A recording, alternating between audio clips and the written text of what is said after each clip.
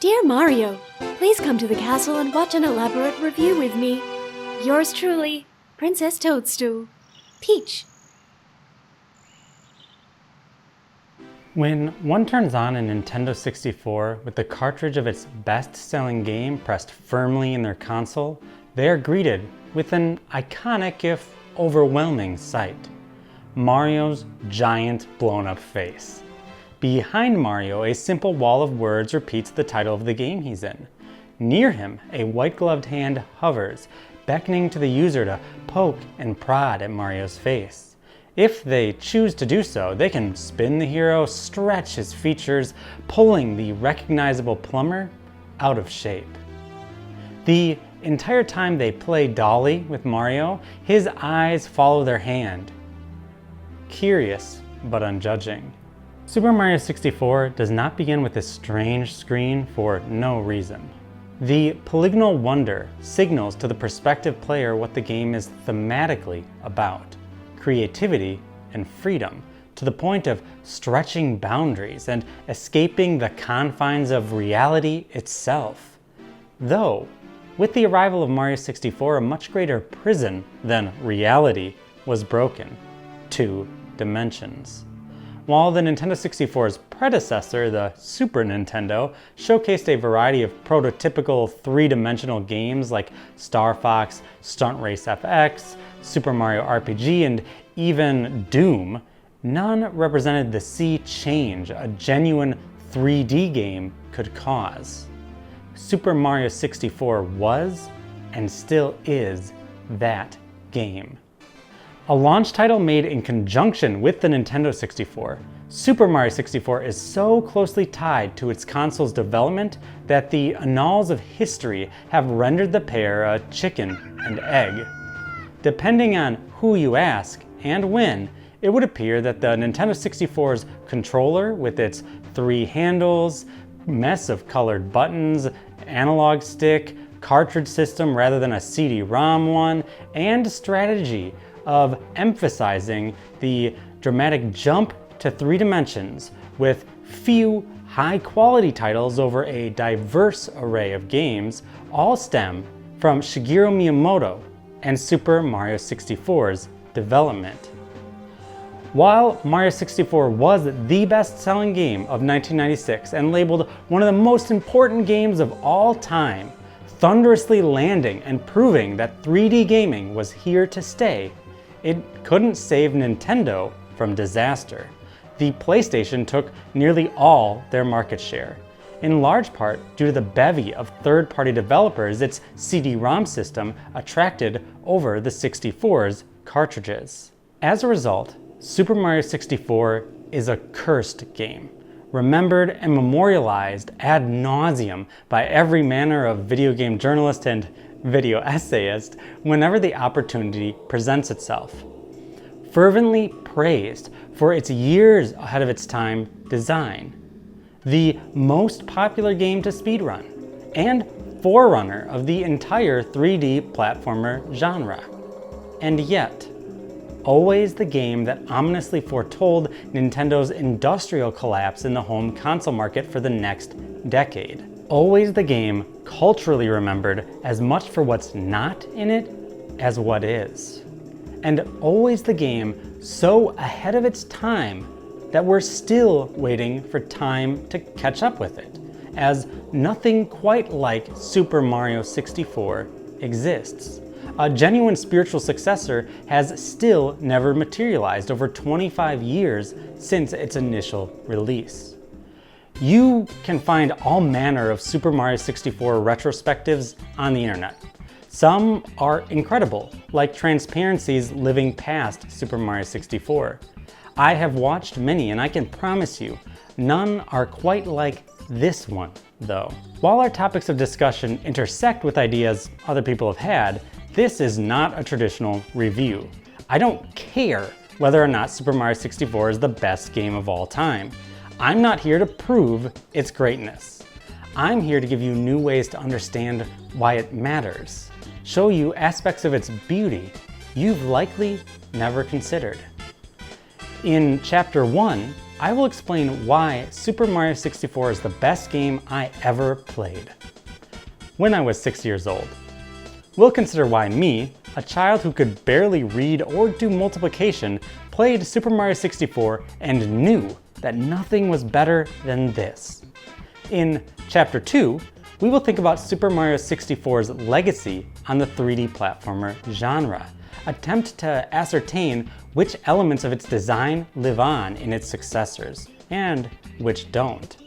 In Chapter 3, we'll consider both the wide criticism the game's janky camera has received over the years, and the depths of meaning that camera provides.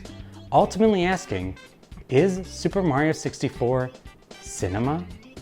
In the last chapter, the picture of Dorian, Mario, Gray, we'll dive into the world of Super Mario 64, post Super Mario 64, and try to understand why, as a culture, we seem obsessed with finding new ways to play the game. Each chapter stands on its own, but I recommend you watch them in order.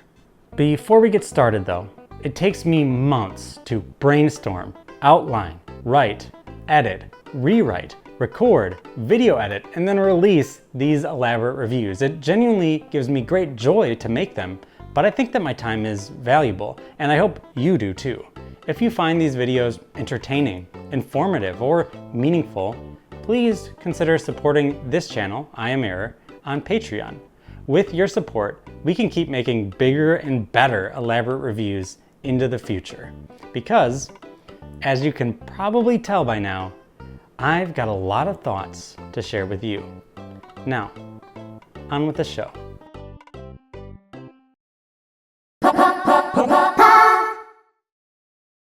Let's go! Super Mario 64 is the best game I ever played when I was 6 years old. It was not the first game I ever played, that would be Duck Hunt. It was not the first Mario game I ever played, that would be Super Mario Bros. A few minutes after Duck Hunt.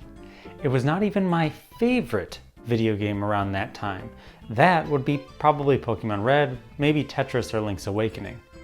So where exactly do I get off saying Super Mario 64 was the best game I ever played at the prepubescent age of 6?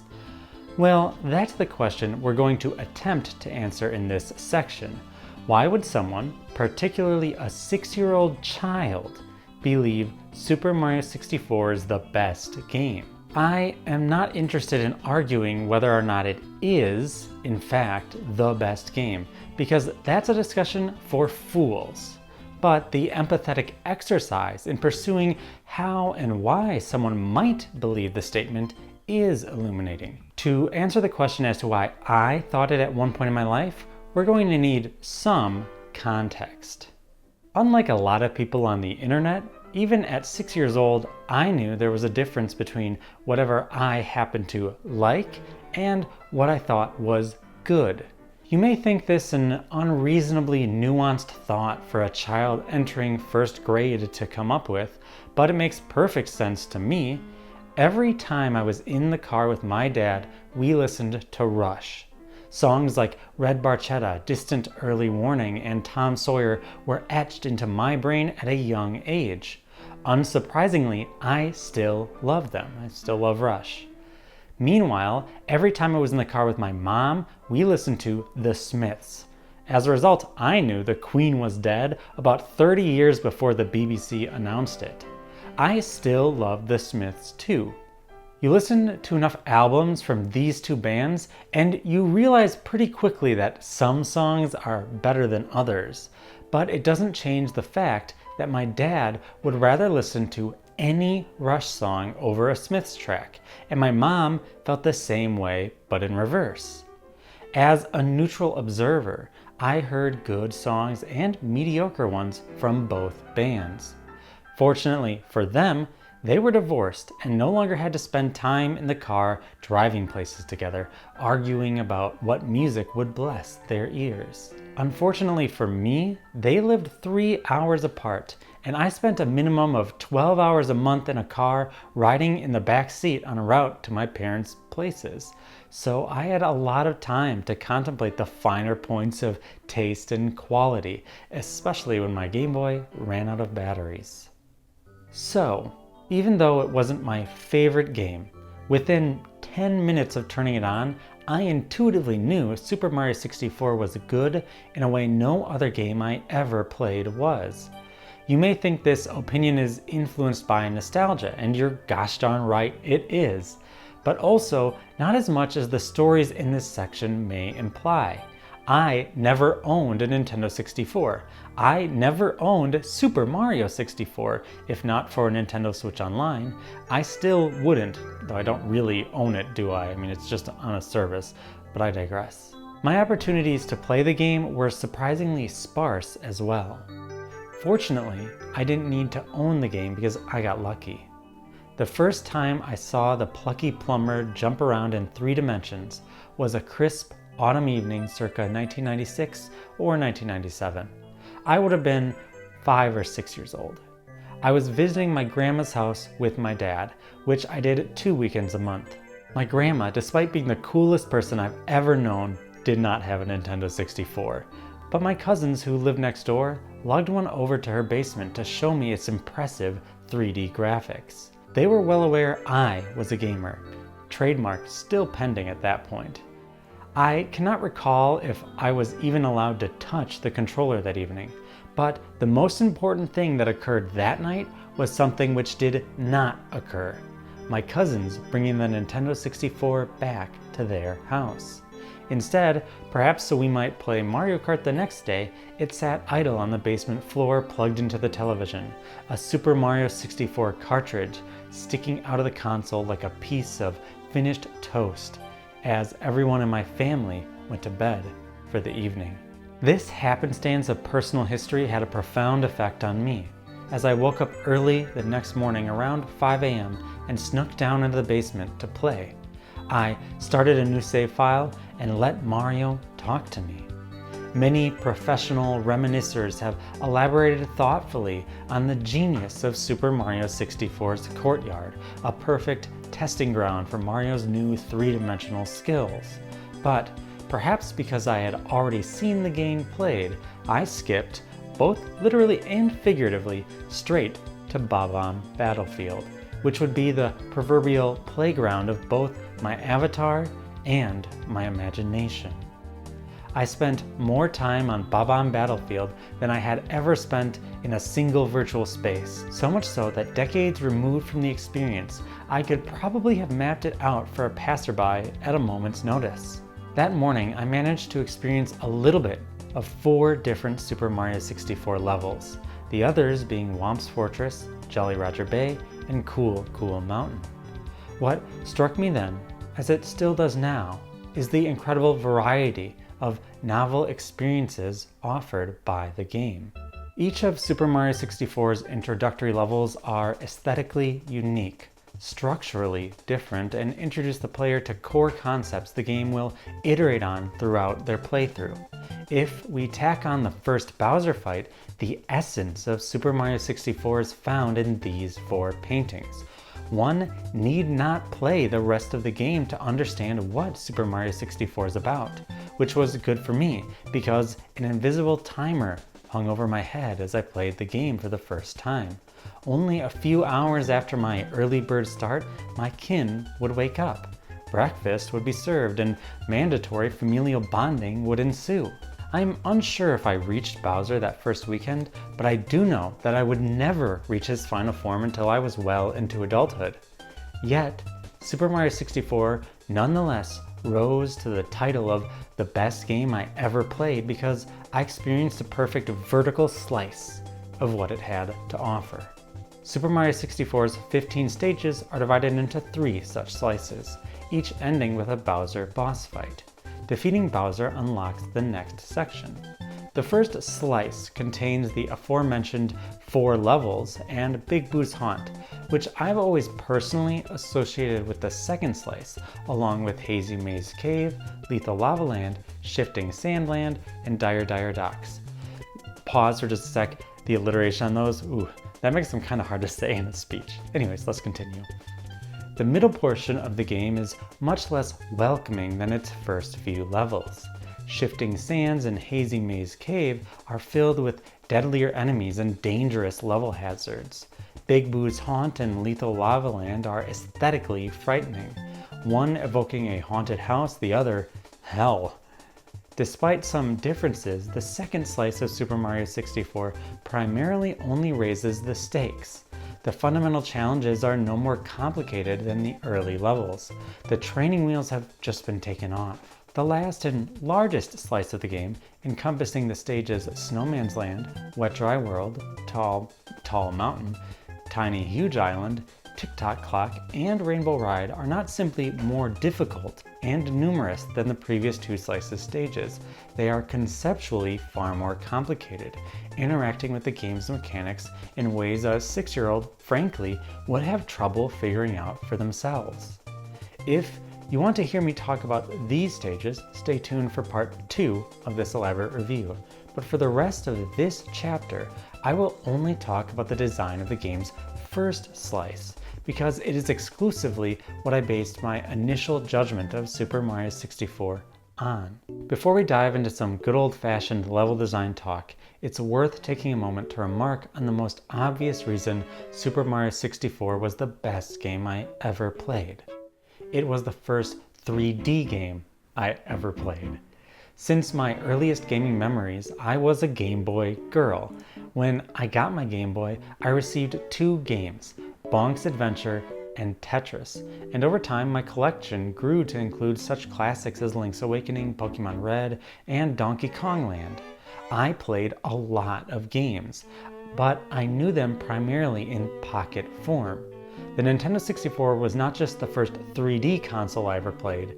Outside of some early, mostly forgotten experiences with the NES, it was the first time I played games on a television rather than a PC monitor or a 1-inch Game Boy screen. Thus, Super Mario 64 felt big and momentous, important in the same way seeing a movie in IMAX is more staggering than an iPhone screen. Get real. Super Mario 64 was vibrant, colorful, and larger than life. It was the best game I ever played because it was the biggest game I ever played. And to a 6-year-old, that's what really matters. I kid you not, the levels of the game's first vertical slice did not just captivate my imagination, they invaded my dreams. I would spend the intervening weeks between grandma visits anticipating and reliving its levels, all knowing that, if I was lucky, I would only get 1 or 2 hours to play any given weekend. And as a child barely out of diapers, know how long to beat webpage could describe how little one can experience of a game like Super Mario 64 in that time. Simply put, like most kids, I was kind of an idiot, and especially once I got past the first Bowser fight, the game became almost interminably difficult. But I still pressed on. Perhaps the reason I pressed on was the second most obvious reason Super Mario 64 was the best game I ever played: the controls. We will talk at far greater length about how Mario controls in a later part of this video, but right now I want to put you in the mind of a 6-year-old experiencing the game for the first time. I played platformers, Bonk's Adventure, Wario Land, Donkey Kong Land, Super Mario Land. Wow, that's a lot of land to cover. These games were fun, great even, but they were exceedingly simple. The player moved from left to right the majority of the time. While jumping in these games didn't feel bad, they left little room for player expression, as each jump looked and acted the same, outside of height on occasion. Once in the air, characters usually felt stiff, like falling rocks, where your hapless D-pad input stood in for invisible fans, giving a little push. By comparison, Mario displayed by a 60-foot CPU was a revelation. Moving him around with the analog stick, I could feel layers of nuance and depth I never thought imaginable for a video game. The further I pressed the stick, the faster he ran. Pressing the jump button relative to how he was moving dramatically changed the trajectory and kind of jump he performed. Somehow, despite never touching an analog stick and never playing a 3D platformer, Super Mario 64 managed to make traversal in 3 dimensions feel intuitive, like I had been doing it all my life. Mario moved in a way befitting the bigness of a 3D game on a large TV screen. He earned the distinction between the simple colorless two-dimensional sprites on my Game Boy and the colorful three-dimensional polygons the Nintendo 64 produced. It practically didn't matter whether Super Mario 64 was my kind of game because it was so far ahead of anything I experienced up until that point in terms of polish and shine that it couldn't not be the best game I ever played. Hey, my cat's on my lap, but I don't think you'll be able to see it. Let's back up and talk about Bob-omb Battlefield, because if Super Mario 64 was the best game at least one 6-year-old girl, you know, me, ever played after spending 15 minutes there, it must be pretty special.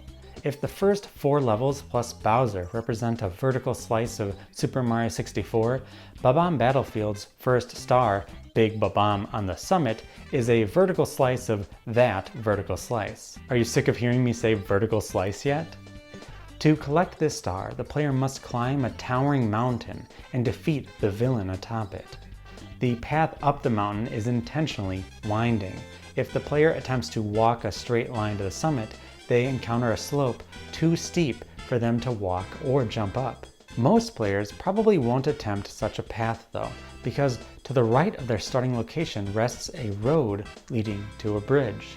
Some freak in 1996 might have learned to take the road because the pink Bob-omb tells them to, but most first-time players were probably so enamored with jumping and moving, these NPCs barely registered on their radar. Though, the cannon they guard, which will later blast Mario across maps like a circus clown, is excellent foreshadowing for the kinds of shenanigans the plumber will get up to later. Guarding the bridge are 2 foes any Mario fan should recognize: Goombas. A conscious reference to the first screen of Super Mario Bros., these enemies pose little threat to Mario in 3 dimensions. When one spots him, it jumps up in excitement, letting out an excited noise in the process. Only then does it give chase. But like in Super Mario Bros., Mario can easily outpace them, and the initial pause when they spot him gives our hero ample time to just run past them. While avoiding enemies is much easier in 3 dimensions, jumping on them is not. The Goombas act as a tutorial for the player to practice jumping for a dexterous but ultimately harmless challenge. The best way to kill a Goomba is to let them see you, wait until they are close, then jump in place. Even as a 6-year-old, it probably took me a total of 3 Goombas to figure this out. Few enemies across the game's runtime will pose any greater threat than these Goombas, so their inclusion here signals that Super Mario 64 is a game where getting places, not killing enemies, is the primary goal. In essence, traversal, not violence, is the fun and challenge of the game.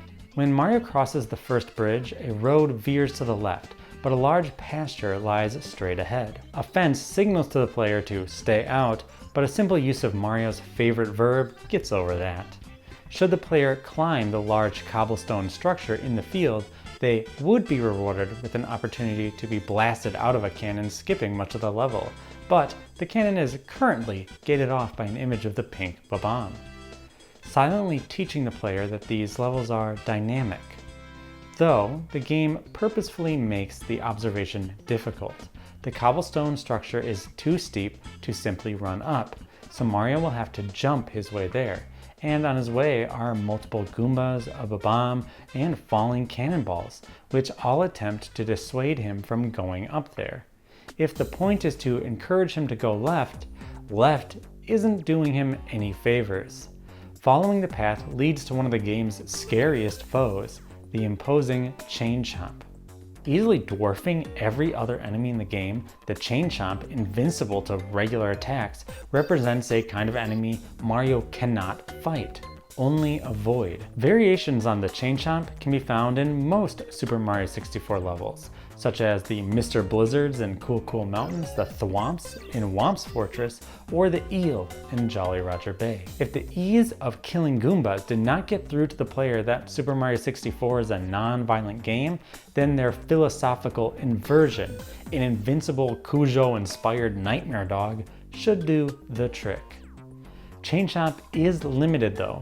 Like the dog he is, he's tied to a post, a fact which acts as Super Mario 64's first test of the player's spatial reasoning. If the player simply walks across the path like a Nimrod, Chain Chomp can take a bite out of them. If the player hugs the fence, Chain Chomp's chain prohibits him from eating the player, allowing them to sneak past. It's easy in 2022 to take this challenge for granted. After all, it's pretty simple to just run past Chain Chomp by waiting for him to lunge at you, or just take the hit and keep moving. But again, put yourself in the mind of a 6-year-old girl. I tepidly approached the Chain Chomp. I read the sign telling me to avoid him, and I thought, hey, that's a good idea. I remember trying to find another path through the lower level of the battlefield to get past him. I thought that if he touched me, I would die, probably in the game and in real life. Logically working out the length of his chain, then sneaking by him was an incredible triumph, which required a little bit of dexterity, a little bit of ingenuity, and quite a bit of courage. Chain Chomp is strategically placed as a bottleneck. In order to experience the rest of Bob-omb's battlefield, the player must show the game it can solve a simple spatial puzzle with an imposing enemy breathing down their neck. Beyond being just a bottleneck though, Chain Chomp serves as a source of intrigue. Behind him lies a power star, caged and out of reach. The first time player is unlikely to procure this star right away, so it acts as a siren's call, beckoning the player to think about it as a later opportunity to progress through the game. Super Mario 64 is filled with these kinds of enticing proposition stars, the how the heck do I get up there stars, which one can find in nearly every stage. If we consider bypassing Chain Chomp a boss fight, and why not, we could say reaching the game's second bridge is a vertical slice of the vertical slice of the vertical slice. Couldn't we? Okay, now that phrase has lost all meaning, I'm gonna stop using it. The second bridge teeters depending on which side Mario happens to be standing, teaching the player an important lesson. They are unlikely to experience the same challenge twice, and challenges will tend to get more difficult as the game goes on. Note, we're comparing this to the first bridge. Across the bridge lies a field of bombs, whose behavior replicates the Goombas, but for whom interaction varies dramatically. The bombs chase Mario on sight, but jumping on them accomplishes nothing. I can specifically recall the moment I learned this. I felt whatever the 6-year-old equivalent to yelling, "That's bullshit," as it blew up in my face. To top it all off, cannonballs rain down from the sky. The game obviously doesn't want the player to stay here long, so it lays out 3 signs pointing the player toward a gap in the giant fence. If they should stick around the bombs though, they might learn they can pick them up with a well-timed punch and throw them a safe distance away, foreshadowing the fight with their monarch in just a moment and the King of Koopas much later. Entering the gated threshold marks the player's ascent of the mountain. From here on out, the challenges become more dastardly, and the cost of mistakes rises significantly. To their left, the player can see a red coin on a hill, but once again it's too steep to run up, suggesting to them that if they want to collect it, they'll have to advance further than choose to slide down the hill. To their right, a pit of rolling cannonballs. Passing these balls is not particularly difficult if the player runs straight, but hesitation means pain, encouraging the player, even at this early juncture, to take a speedrunner's mentality to most of the game's challenges, a strategy which every level, every star even, will reinforce. Moving up the mountain, the player sees to their right the large hill they couldn't climb earlier, and the stakes of the mountain climb come into focus. If they were to make the mistake of jumping on that hill, they'd have to start anew from the beginning. As the player continues their summit ascent, Super Mario 64 shows off the marvels of its then unique camera. As Mario runs up the path, the camera naturally rotates to follow him, creating a seamless and continuous experience. Sure, full 3D control might have been nice, and we're going to spend a whole section talking about the camera, so stick around for that. But in this moment, Mario 64 displays just how much it relishes its 3 dimensions by pointedly giving the player a location made brilliant with the Nintendo 64's upgraded graphics. It takes until halfway up the mountain for the game to even give Mario a pit to jump over, which is actually kind of insane. In fact, Mario can reach this point without even pressing A. A Mario game where the player can be 3/4 through a level and not need to jump? That's novel. Right after the little pit, past the cannon that's been hurling projectiles at them thus far, is a larger gap, this time with a narrow bridge to the right. Here, Super Mario 64 gives the player a choice.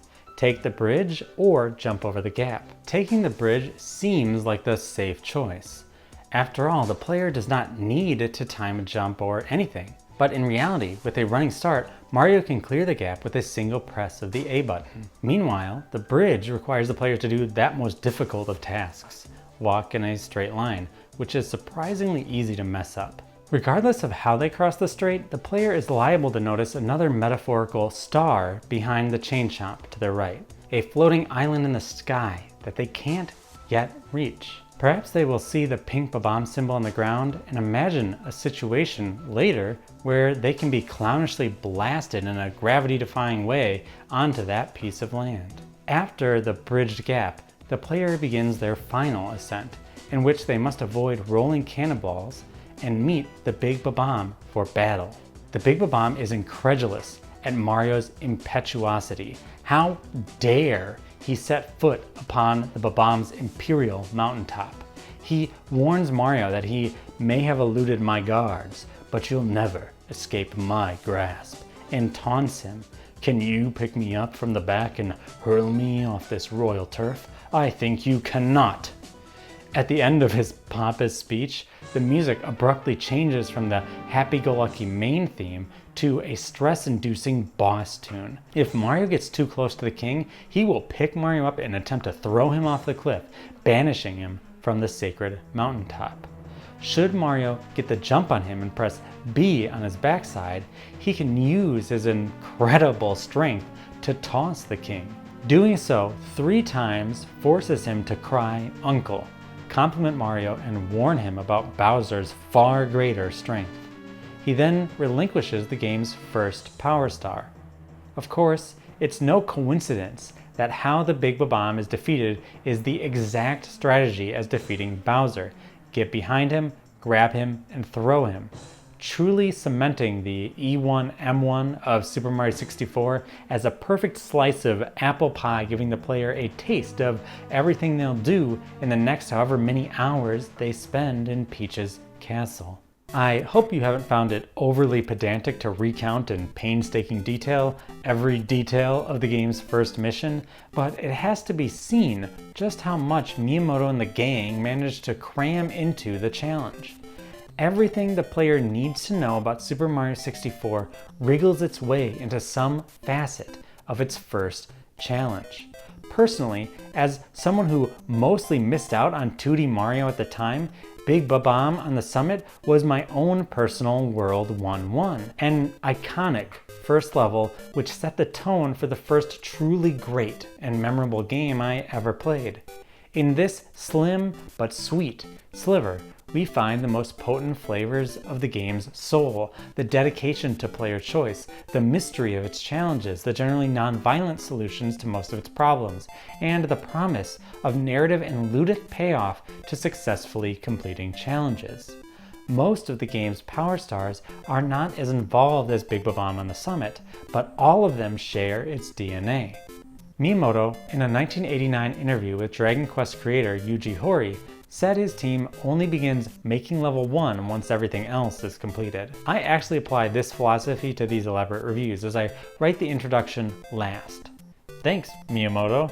When he spoke those words, he was probably referring to Super Mario Bros.' iconic World 1-1, perhaps the most recognizable level in any video game. But I'd argue he outdid himself upon Mario's introduction to 3 dimensions 11 years after the release of Super Mario Bros. I cannot stress how important getting Bob-omb Battlefield's first star right is. Miyamoto could probably rest assured that most of his audience had at least played a 2D platformer before Super Mario Bros. Heck, Super Mario Bros. Wasn't even the first 2D platformer he designed. That was Donkey Kong. While he was already famous for making that kind of game, no one had ever played something quite like Super Mario 64 before. Few had its analog stick controls, few had its dynamic camera, and few had its open-closed world structure. None had all three. Getting off on the right foot was more important here than in maybe any other video game. And as my immediate and undying love for Super Mario 64, years after playing it for the first time as a child can attest, they knocked it out of the park. Each of the first 4 stages of Super Mario 64 were a unique playground to me, as seared into my memory as the one at my school growing up, or the makeshift swing set and trampoline in my grandma's huge country yard. Seriously, my grandma's yard was almost incredibly large, consisting of 2 sizable hills, a large pond, giant willow trees, 2 houses, and 2 garages. It was like a Mario 64 level in size and scope. My aunt and uncle built the other house and lived in it during the mid-90s. Their children were the ones who left in N64 at my grandma's place. In case you're getting the picture though, that my grandma was incredibly wealthy, she wasn't. She lived on Social Security, a widow of a single earner spouse. That's just what being lower middle class got you in the 60s and 70s, at least in rural America, I guess. Her house will be important for the next elaborate review, so keep it in the back of your mind. Regardless, playing Super Mario 64 in her basement acted as a kind of extension of the love I still hold for my first real home, which was hers. I haven't been inside of it for nearly 20 years. She sold it and moved out right before I started high school. Memories of the virtual locations I visited there are almost as potent as the physical location itself. In a sense, both were reprieves from the more difficult time I had in my traditional home lives as a child of divorce and estrangement. So, on that misty fall morning and every subsequent time I played Super Mario 64, I grew intimate with its virtual settings, an intimacy aided and abetted by the many repeated trips into their paintings, either due to pursuing a new star or being kicked out after failing to get one. I would sometimes enter these locations when I had no obvious star to pursue, just to hang out and explore their geometry. So intoxicating were their designs and aesthetics that simply running, jumping, and swimming in them was enough for me. Each of the 4 has a distinct flavor. Bob-omb's Battlefield sets the tone for the whole game, a neutral template to which we can intuitively compare every stage that comes after it. Whomp's Fortress, the most aesthetically and ludically similar level to Battlefield, is more condensed than its predecessor and contains more fail states and potential setbacks. It's a favorite of speedrunners for this exact reason. It's easy to skip large portions of the level because everything's packed together so tightly. In layering the stage's challenges on top of each other, rather than spreading them out flatly like in the Battlefield, Whomp's Fortress gently nudges the player toward a realization that in Super Mario 64, there are a dozen ways to peel an onion, tackle an obstacle, reach a goal. If Bob-omb Battlefield was designed last, as Miyamoto's design philosophy would suggest, Whomp's Fortress feels like it was designed first. Though I kind of doubt that it was. I don't know which one was designed first, but I don't know. Maybe it was Whomp's Fortress. Maybe they designed Bob-omb's Battlefield and then they were like, we'll come back to it later. And then they tuned it up. I'm not sure. I don't know. Someone asked Miyamoto. Cool Cool Mountain is probably remembered most as either the snow level or the one with that annoying penguin escort mission. But in it too, I find a surprising amount of nuance and beauty. The more obvious observation, which I've heard made already a few times, is that most levels in Super Mario 64 ask the player to climb some large imposing structure, go up, while Cool Cool Mountain inverts that theme by asking them to head down the mountain. They aren't wrong. It's not a stretch to say that all 6 of the mountain's stars require the player to go down.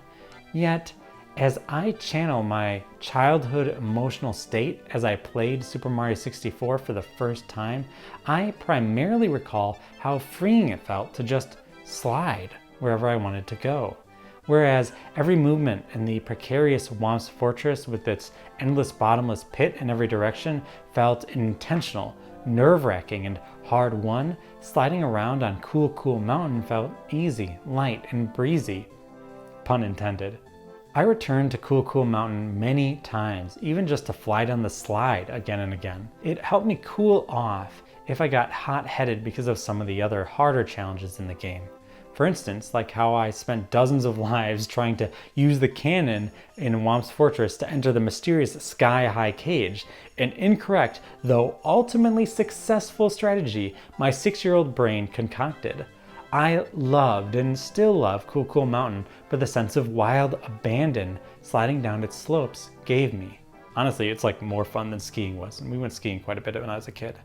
If Cool Cool Mountain relaxed me with its unintentional slips and slides, Jolly Roger Bay did so with its slow pace and relaxing music. While the actual quest of the game's first water level tended to frustrate me a little, after all, I still, after 20 plus years, still don't know how to get the eel to leave its home consistently. Regardless, I got the message loud and clear. Take your time. Don't rush things here. Whereas the other 3 levels all push the player towards speed in one way, shape, or another, Jolly Roger Bay relishes in slowing down the player, primarily with its large, watery sections, which the player swims leisurely through. Super Mario 64's first water levels, punctuated with the wonderful Dire Dire Docks tune, forced me to stop and smell the roses, and had a balancing effect on the entire first vertical slice of the game, reminding me that these levels weren't just locations to be used to gain stars, but fantasies one could enter and explore just to simply exist in. As I experienced them for the first time, I couldn't have possibly known just how personal and warm these virtual places could become. But I can't help but feel Shigeru Miyamoto and the game's designers must have known, because these spaces feel so intentionally designed to play with and off each other to create a rich and memorable collective experience for the player. It would be one thing if just the first star of Super Mario 64 was impeccably designed. That might be an interesting historical footnote to trot out at parties and in YouTube videos, like how some venerate World 1-1 or E1M1. But each of the early 4 stages of Super Mario 64 carries its torch all the way up to Mario's first foray with Bowser. Each is unique in their own ways, but they always share portions of their identity with each other to create a fragrant soup of potential goals for the player to strive after. For instance, let's consider the second star of Bob-omb's Battlefield, in which the player races Koopa the Quick up the mountain. The test to defeat this quick Koopa is an extension of their quest to defeat the Bomperor. They start the challenge right as they enter the level. But now, instead of attempting to traverse the path with cannonballs flying overhead and ravenous chain chomps waiting to rip them apart, they've got to display mastery over the game's movement system by winning a race. Here, Super Mario 64 repeats a challenge with an additional caveat, redefining the parameters, which could be considered bad or repetitive game design, but considering the context of the first 3D Mario game, it's immaculate. The player has proven they can climb the mountain. Now they must prove they can climb it well. That style of prove you can do a thing and then do it well is a rhyming structure nearly all 3D Mario games implement in one way, shape, or another. This structure is mirrored in the first and third stars of Cold Cold Mountain, though the player slides down instead of climbing up. For the first star, they need only slide without falling to their death. The second time, they must slide well and win a race against Big Penguin. Yeah, I know. I guess that's what the guy's name is. Was he abnormally large at birth, or is it a nickname? Who knows? Imagine, though, if your mom and all your friends just called you Big Human. Seems a little rough, if you ask me. Anywho, what's surprising about the first 4 levels of Super Mario 64 is that while most challenges are repeated in some way within the level or a later level, they tend to only be repeated once or twice. For instance, In the first 4 levels, Big Bomb and the Womp King are the only 2 bosses the player defeats. Koopa the Quick and Big Penguin are the only 2 instances of the player racing someone. Princess Peach's Slide and Cool Cool Mountain Slide are the only 2 slides the player uncovers. The rhyming of these levels creates a rhythm for the player, ensuring that they only need to master a few skills to get the 8 stars required to challenge Bowser for the first time. If we're going to fully understand why Super Mario 64 was the best game I ever played, these subtle rhythms and repetitions can't be understated. At the most easy to dissect end of the vivisection table, we've got the 8 red coin and 100 coin stars, which appear on every map. Both present a kind of hide and seek challenge for the player, in which they scour each map looking for coins. The red stars, similar to the difference between simply climbing the mountain to reach Big Bomb and racing Koopa the Quick up it, require a greater order of magnitude of knowledge about the course to complete. The actual mission to retrieve these stars is placed either at the end or near it of the star select menu on purpose, as the player will probably have glimpsed each of the stage's red coins during their other pursuits, turning the game of hide and seek more into a test of memory than of intuition as to where the red coins may be.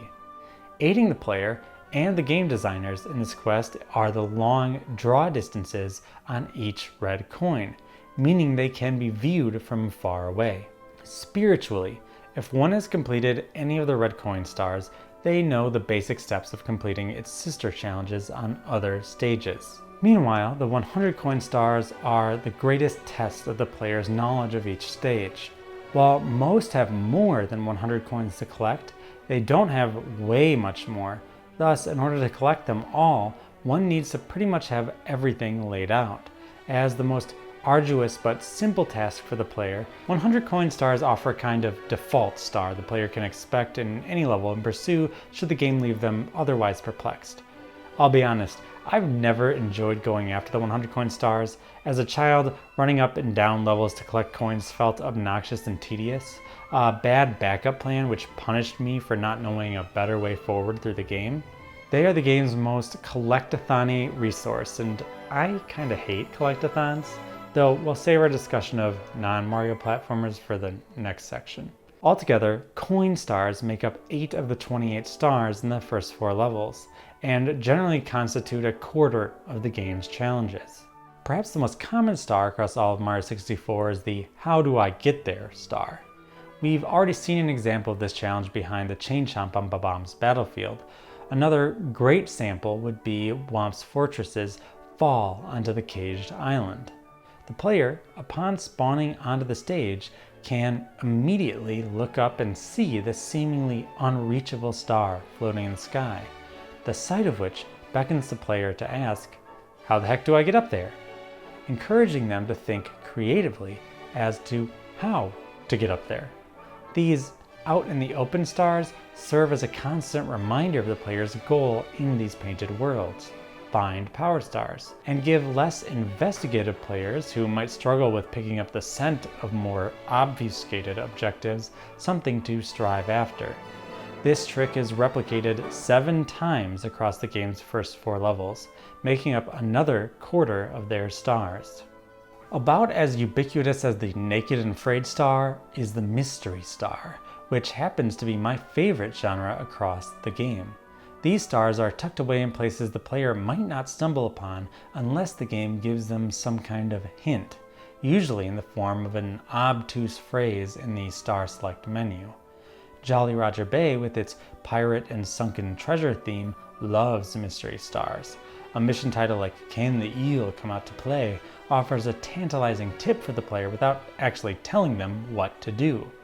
As a child, finding these stars made me feel smart, like I unraveled a riddle. I find some overlap here with the "How do I get there" stars, but excluding the crossover, 7 of the first 4 stages stars fit into this category, good for another quarter of the game's output. That covers 3/4 of the challenges, and the last bit are more of a grab bag. They tend to be narrative in nature, usually characters offering Mario a specific challenge at the start of the level. Here we find the boss fights, slides, races, and returning penguins to their mamas. These adventures are signposted obviously to the player so they can't miss them, and in my experience tend to be the most memorable and memeable. It may seem a little silly to categorize the game's stars into these 4 categories: narrative quests, coin stars, mysteries, and how do I get theirs. But if we take them together and consider how the game repeats the same kind of challenges, we understand how Super Mario 64 teaches the player, through secret repetition, how to play the game without visibly holding their hand every step of the way. If we're trying to answer the question, why would Super Mario 64 be the best game a 6-year-old ever played, I can think of no better answer than it respects the player to find the fun. Super Mario 64 has an extraordinary level of freedom, befitting one of 3 Dimensions' first true masterpieces. It does not tell you, have the fun here please. It simply provides a superbly designed world to the player, gives them a wonderfully functional avatar, and says, find something, you find fun. Whichever path the player takes to find the fun will always and forever be their own. No one else can take it for you. Miyamoto didn't invent the instructions for how to get to Bowser. That was you.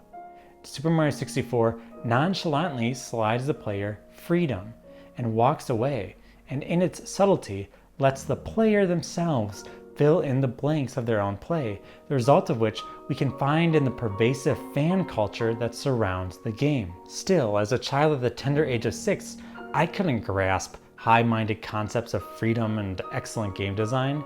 No, I navigated Super Mario 64 by feel, and ultimately the game's crowning achievement is how intuitive it feels. When I think back on the myself that first played Super Mario 64 and the 9-month-old child I take care of every day, a simple but shocking truth resonates with me. Mario 64 is a game about moving, and being a child is about learning to move. Children learn to read and talk, think and play, but movement, whether on hands or feet, tends to be the part of their own development they fixate on. Movement is what gets them out of bed in the morning, literally. Perhaps it will be illustrative to consider my child for just a moment. When we first picked up our baby from the hospital, they were immobile. If you set them down somewhere, they stayed there. After a month or so, a revelation occurred. They could roll from their stomach to their back. For you non-baby raisers out there, babies do not like being in their stomachs, but you've got to put them there so that they can get some practice moving their heads around. We call it tummy time. Eventually, their discomfort and arm strength grow so great they flip themselves onto their backs, a good sign of physical development. For months, our baby would traverse our apartment by rolling wherever they wanted to go, which was quite an endearing sight. Eventually, they learned to do what we affectionately called an army crawl. When army crawling, our baby would drag themselves forward using just their arms. It was slow and difficult as a maneuver, and after traversing a single room, they would usually cry out in exhaustion. But it was again progress. A month later, they started to crawl for real.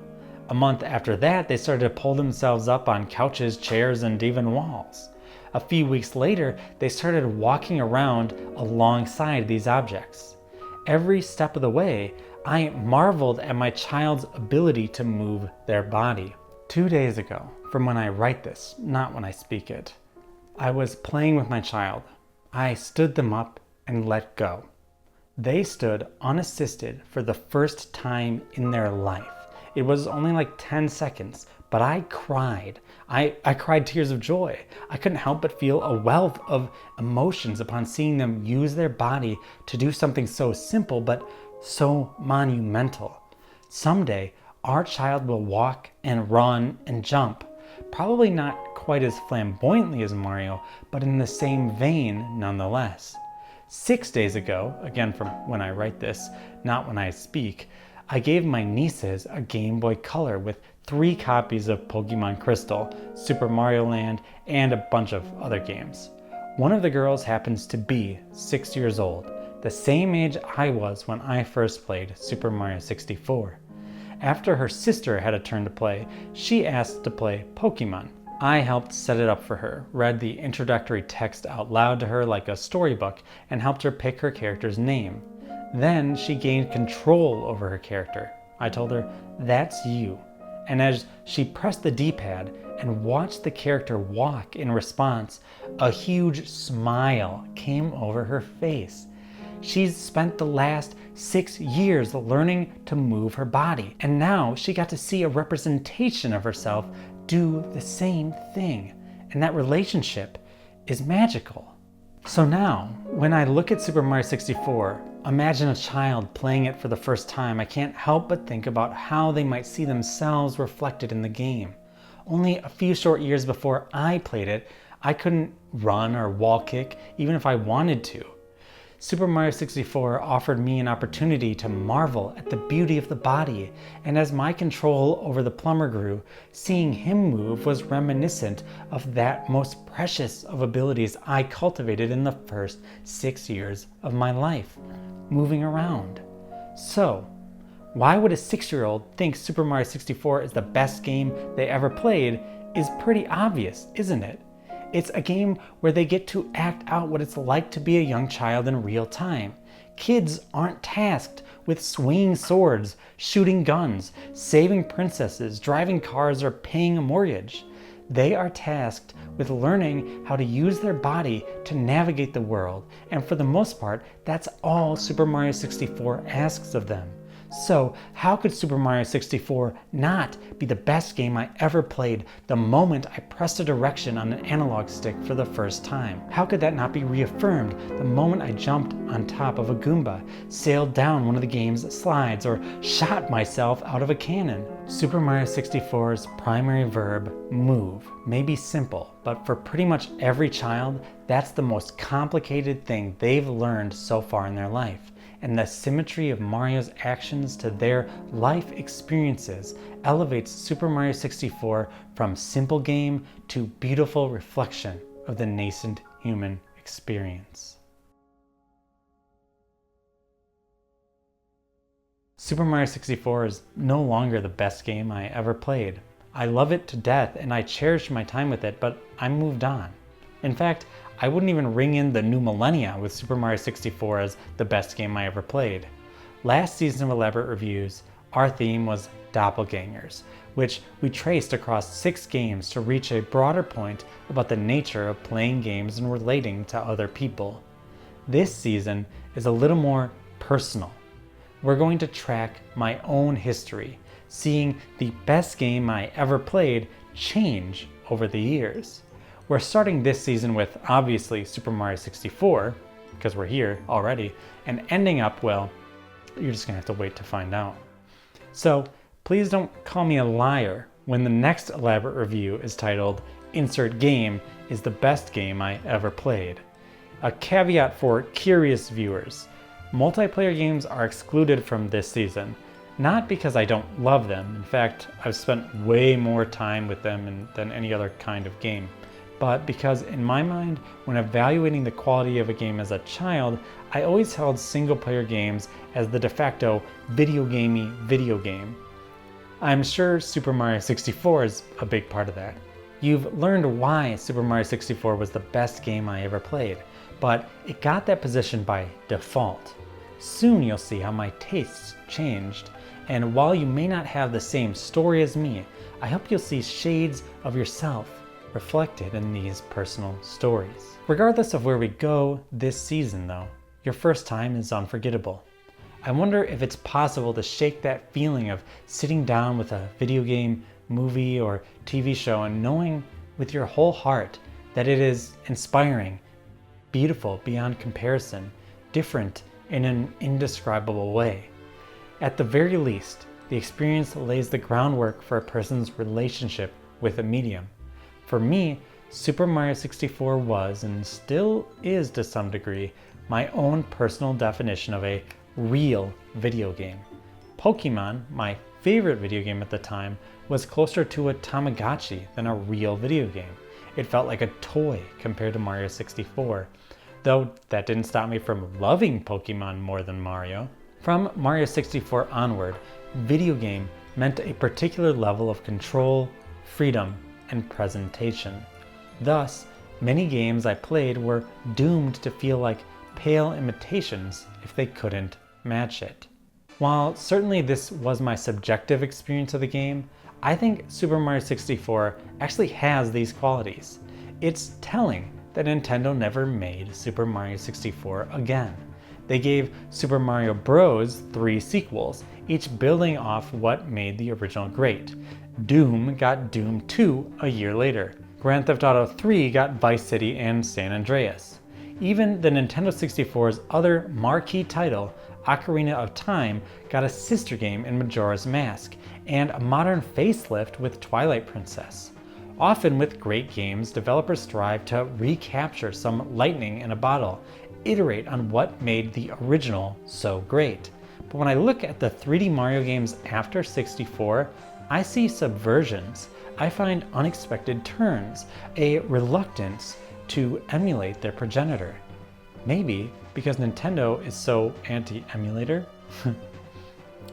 Sorry, that's such a stupid joke. Okay, sorry. One reason for the lack of Super Mario 64 2 is that we have an exceedingly small sample size. Only 4 mainline 3D Mario games could even call themselves a sequel to Mario 64. By comparison, counting Tears of the Kingdom, we'll be up to 6 post-Ocarina Zelda games, and Ocarina of Time is 2 years younger than Mario 64. More importantly, each Super Mario game tries hard not to be Mario 64. Sunshine's vacation theming allows it to avoid Mario 64's diversity of locations, and how it establishes a stable setting with a roster of characters bucks Mario 64's more poignant loneliness. Flood, the game's biggest update, fundamentally changes how Mario maneuvers through the world. I love Flood, and Mario Sunshine was the first 3D Mario game I ever owned. But even I understood at the time that Sunshine's hyper-reliance on new mechanics was a conscious attempt to distance the series from Mario 64, not simply repeat the prior game. Galaxies 1 and 2 are great, maybe even better than Mario 64 pound for pound, but they likewise tend to surround themselves with their own fantastical gimmicks, rather than thoughtfully look back to Mario 64 for inspiration. Odyssey may come closest, but still strikes out to be more of its own thing than a shadow of Mario's past. What I find so interesting about Mario 64's lack of a direct sequel is that it's an unfinished game. Miyamoto said on the record that he aimed for 32 to 42 stages, but the final game only has 15 due to time constraints. Since he had another 17 to 25 levels in his head, you'd think Super Mario 64 2 would have been a shoo-in for development, but it never came. Instead, Miyamoto moved on to Ocarina of Time, and we're left wondering what could have been. Though surprisingly, even though Miyamoto left a lot of ideas on the table, few developers tried to pick up where he left off, and none of them managed to surpass the legacy of Super Mario 64, which looms large over the rest of the 3D platformer genre. So, let's talk about it.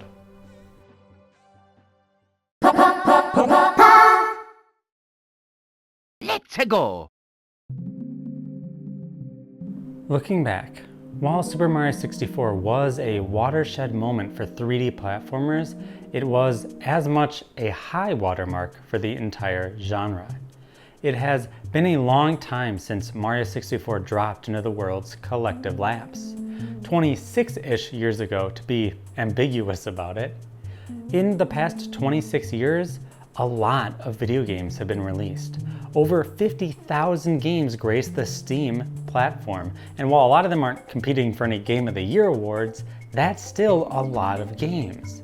Yet, in the 26 years between today and June 23rd, 1996, no game has supplanted Super Mario 64 as the de facto yardstick by which every 3D platformer is measured. Now, I wouldn't blame you if you approached that statement with a healthy dose of skepticism. But if you'll indulge me, proving it is what I'm going to spend the entire next section trying to do.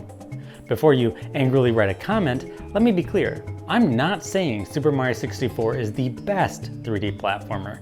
If you like Super Mario Odyssey or Super Mario Galaxy or even Super Mario Sunshine more, I have no grievance with you on this day.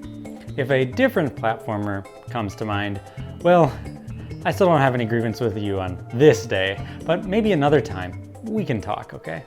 The best game in a genre is rarely the one everyone thinks of when they reach for an example of that genre.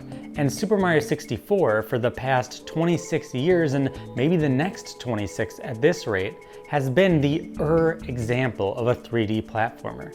I've met people who swear to the quality of all sorts of wonderful 3D platformers. Jak and Daxter, Banjo-Kazooie, A Hat in Time, Ratchet & Clank, It Takes Two, Sonic Adventure, all fun games, all 3D platformers. Yet, none of these fantastic games have redefined the genre. Few of them have even had a lasting impact on other 3D platformers, let alone gaming on the whole. You may remember them as great, but when the next 3D platformer comes around, what do you intuitively compare it to? Literally any other game? Or Super Mario 64? To me, the answer is obvious. For instance, Psychonauts 2 became available on August 25th, 2021, just over a year ago. Beleaguered fans wanted this game badly. They funded it, they gave it oodles of free advertising by constantly talking about it. Some bigwig at Microsoft decided the best way to ensure its release was to simply buy the company. Based on the collective fervor, especially among people really into games, you might be forgiven for believing Psychonauts was a revelatory, groundbreaking game. It's not. Forgive me, Rasputin, but while it's insanely creative and hilarious, if we judge it on its merits as a 3D platforming game, it is lacking. Raz is not much fun to control. Any 3D platformer that needs to implement a double jump to feel remotely good has some major problems. Most of what makes Psychonauts good is separate from what makes a 3D platformer good. Don't get me wrong, it's capital G great, and I personally love it, but it ain't no Mario killer, and it don't do what Nintendo don't. Psychonauts is just one example in a sea of 3D platforming games, but it's one of the most creative and different offerings we've had since Super Mario 64. Honestly, now that I'm thinking about it, a sea of platforming games is more like a pond. We have a pond. Okay, maybe not a sea. Sorry for the analogy. Psychonauts came out 9 years after Mario introduced himself to us in 3 dimensions.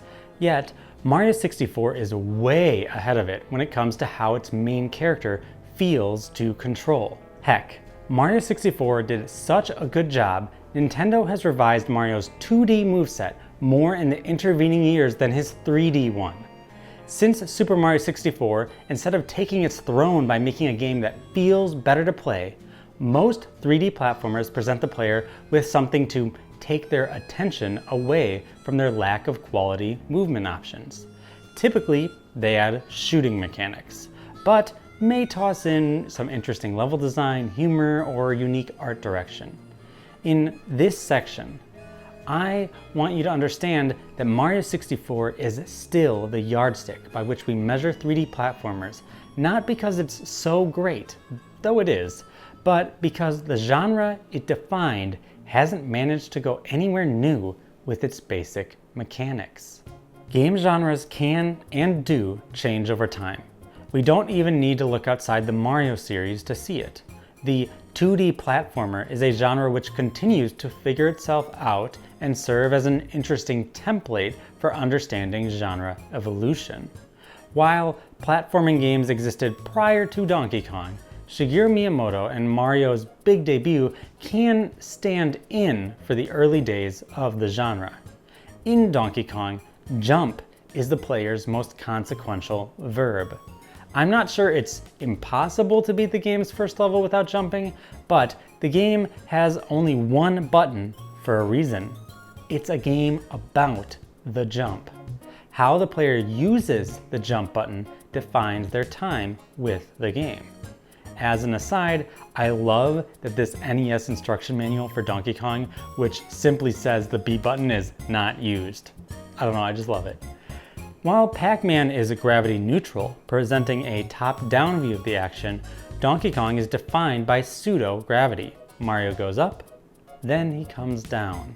The game's levels always feature a single non-scrolling screen, and Mario usually starts at the bottom and works his way up, right? Because he's jumping, he's moving up. In the simplicity of Donkey Kong, I see beauty, the birth of a genre.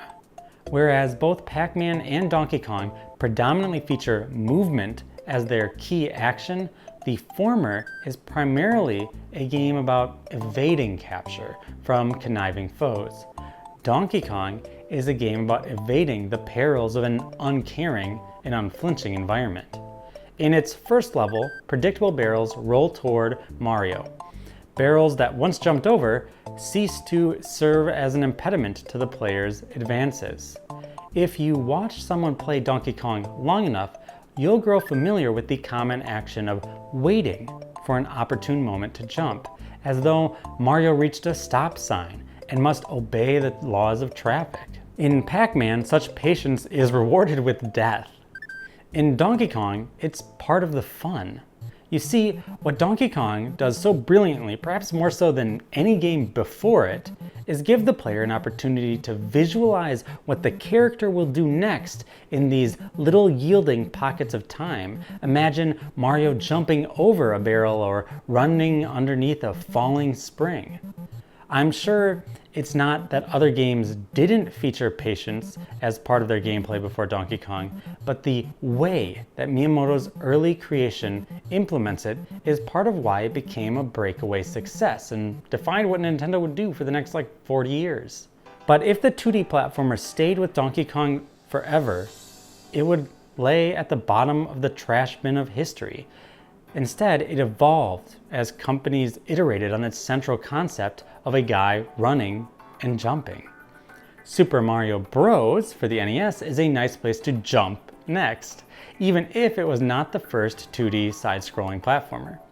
It evolved the genre with the addition of a new button, Run, but more importantly, changed the environment around the game's protagonist.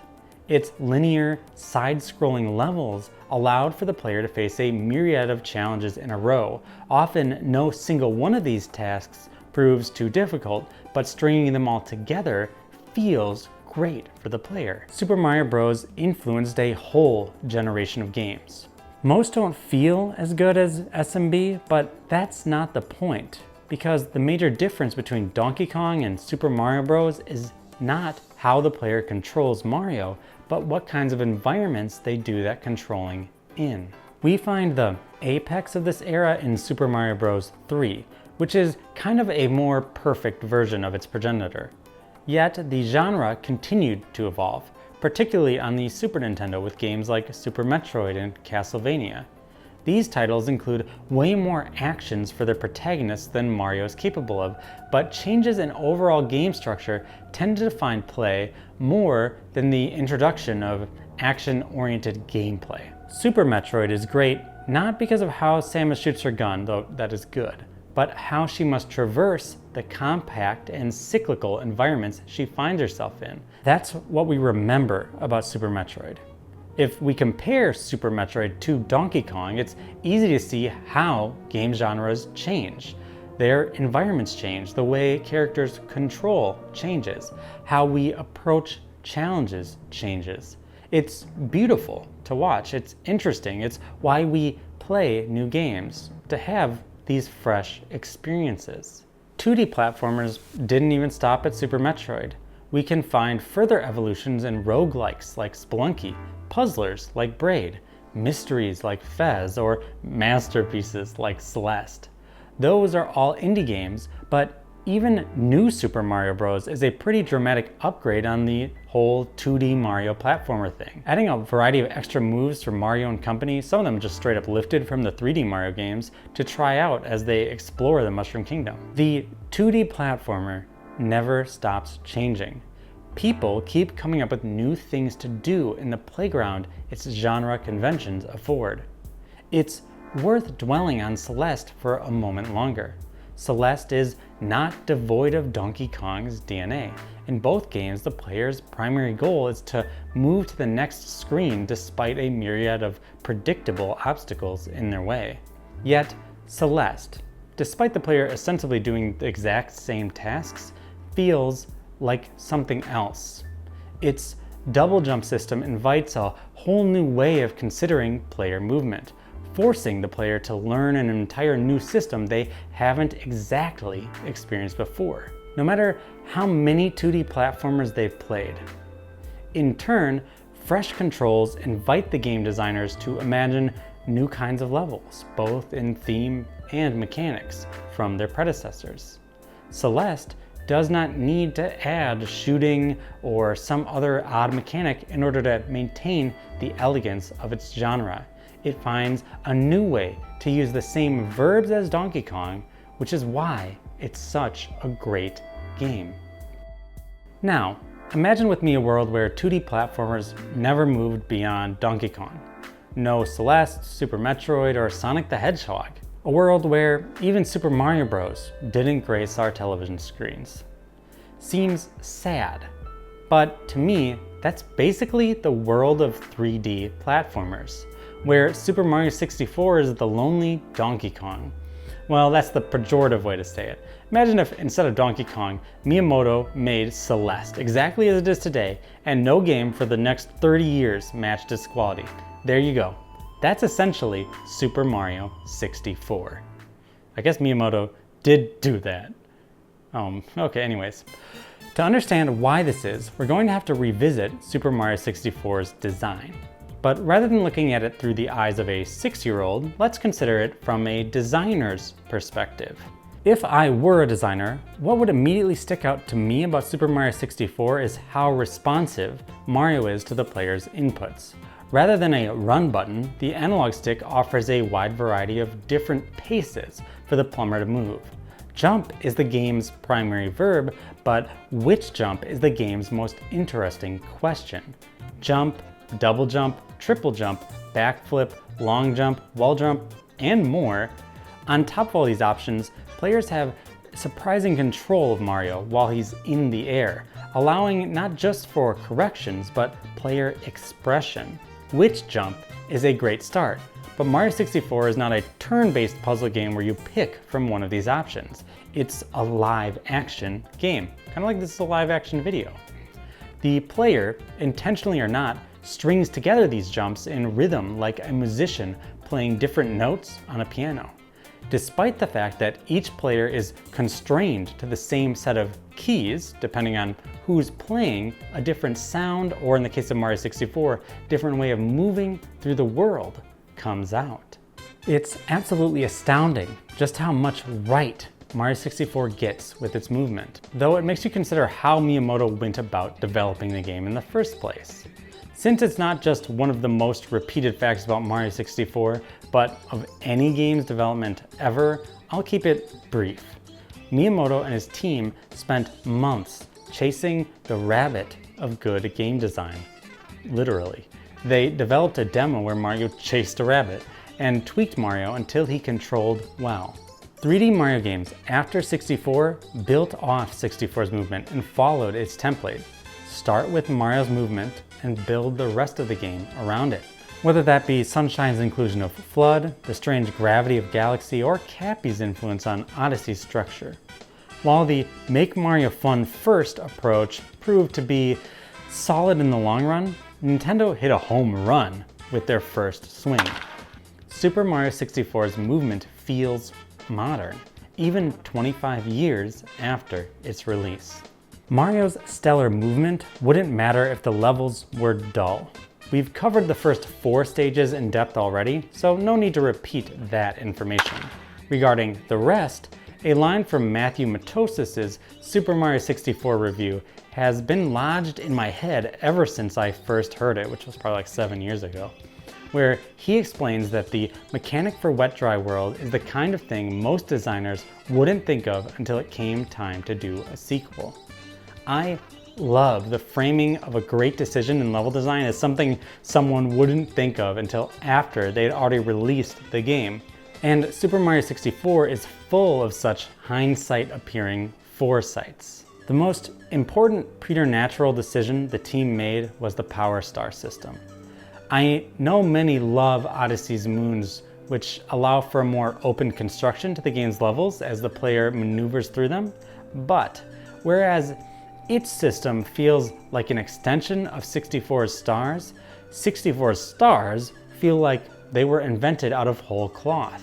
The Power Stars were likely implemented to reduce the amount of total stages, as not many would be able to fit on the Nintendo 64's cartridge, or at least not as many as a 2D game like Super Mario World. From this limitation, we get Mario 64's multi-purpose level design, where each course is a puzzle box with a myriad of mysteries to uncover. Because each is its own Rubik's Cube, the game's designers needed to make every level mechanically unique to avoid redundancy. And while they don't completely succeed on this charge, for the most part, they nailed it. For instance, let's consider two of the game's middle slice stages, Shifting Sandland and Lethal Lava Land. On the surface, these two levels have a lot in common. Both are relatively flat, both are thematically hot, both feature floor as lava hazards for Mario, some literally, and both have a structure in the center of the map Mario can enter to obtain more stars. Yet, the way these ideas are implemented are completely different.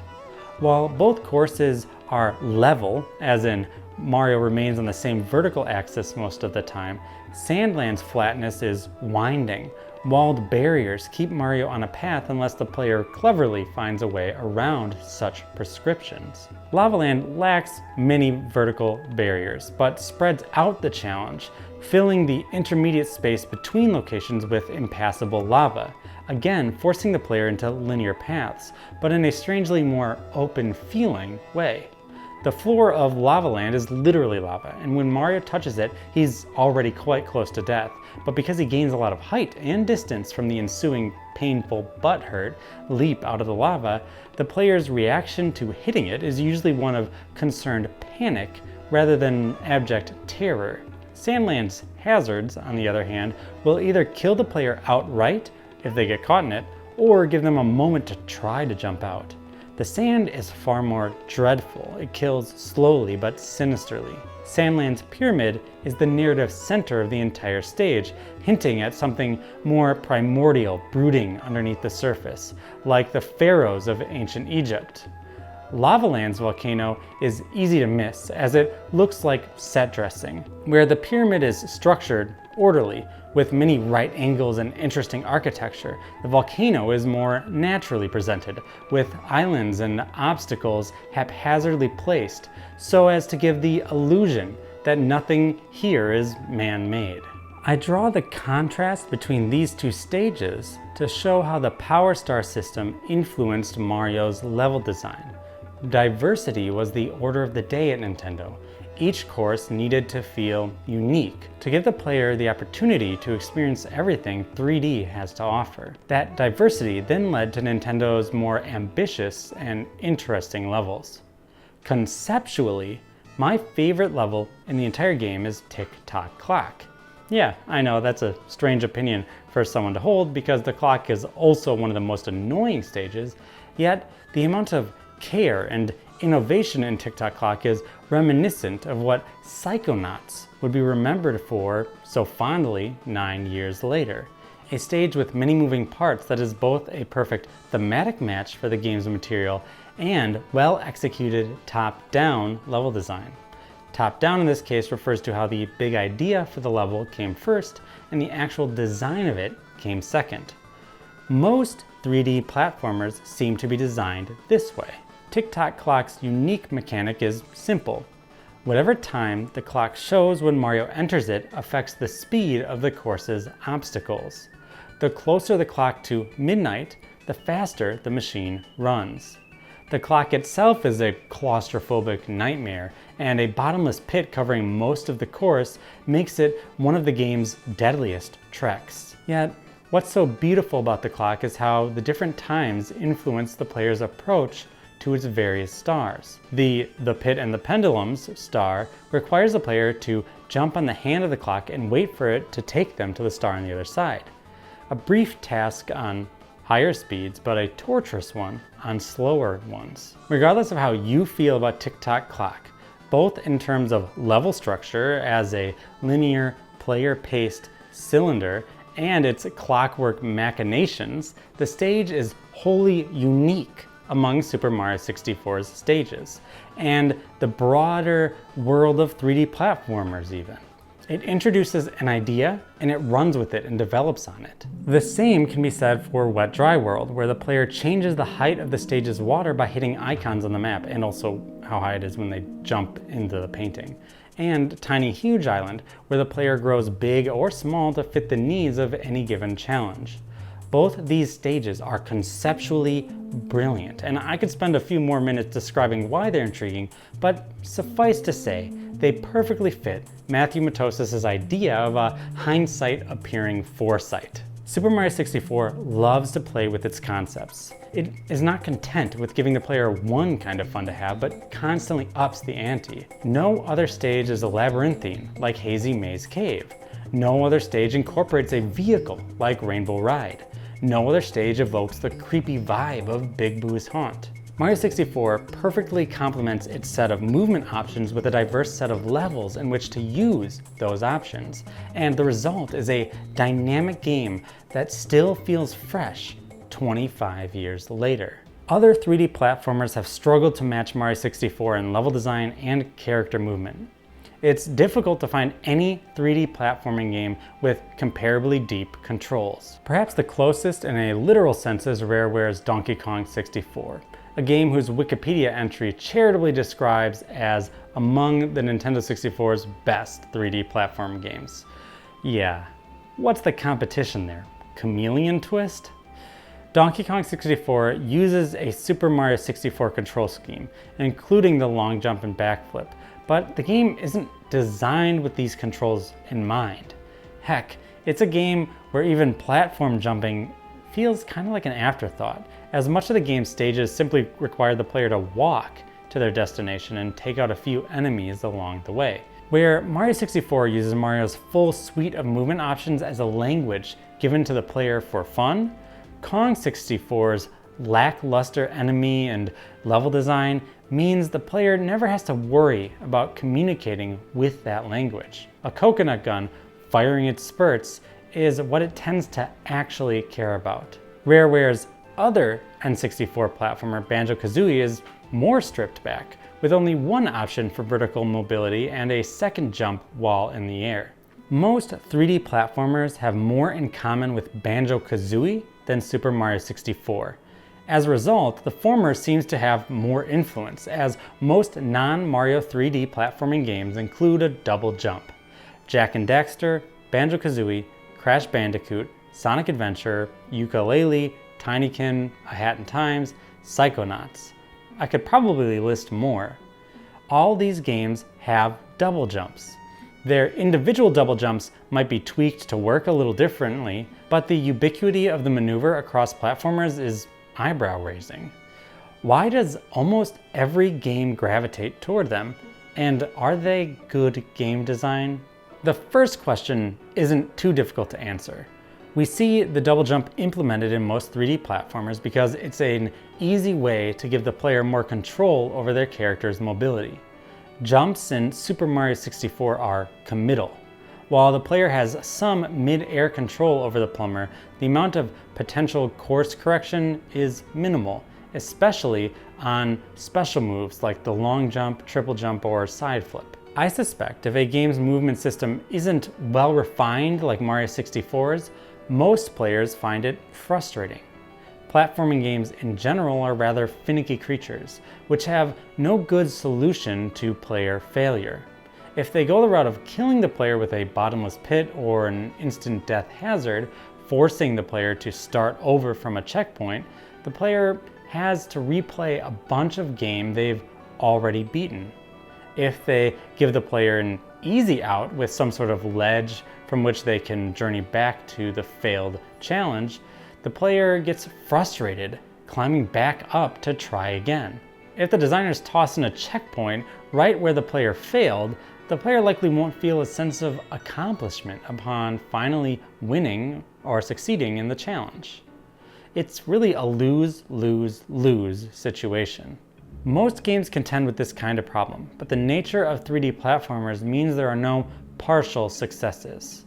In a first-person shooter, in order to get through a difficult encounter, you may have to use scarce ammo from a precious weapon, or use some health packs you'd rather save.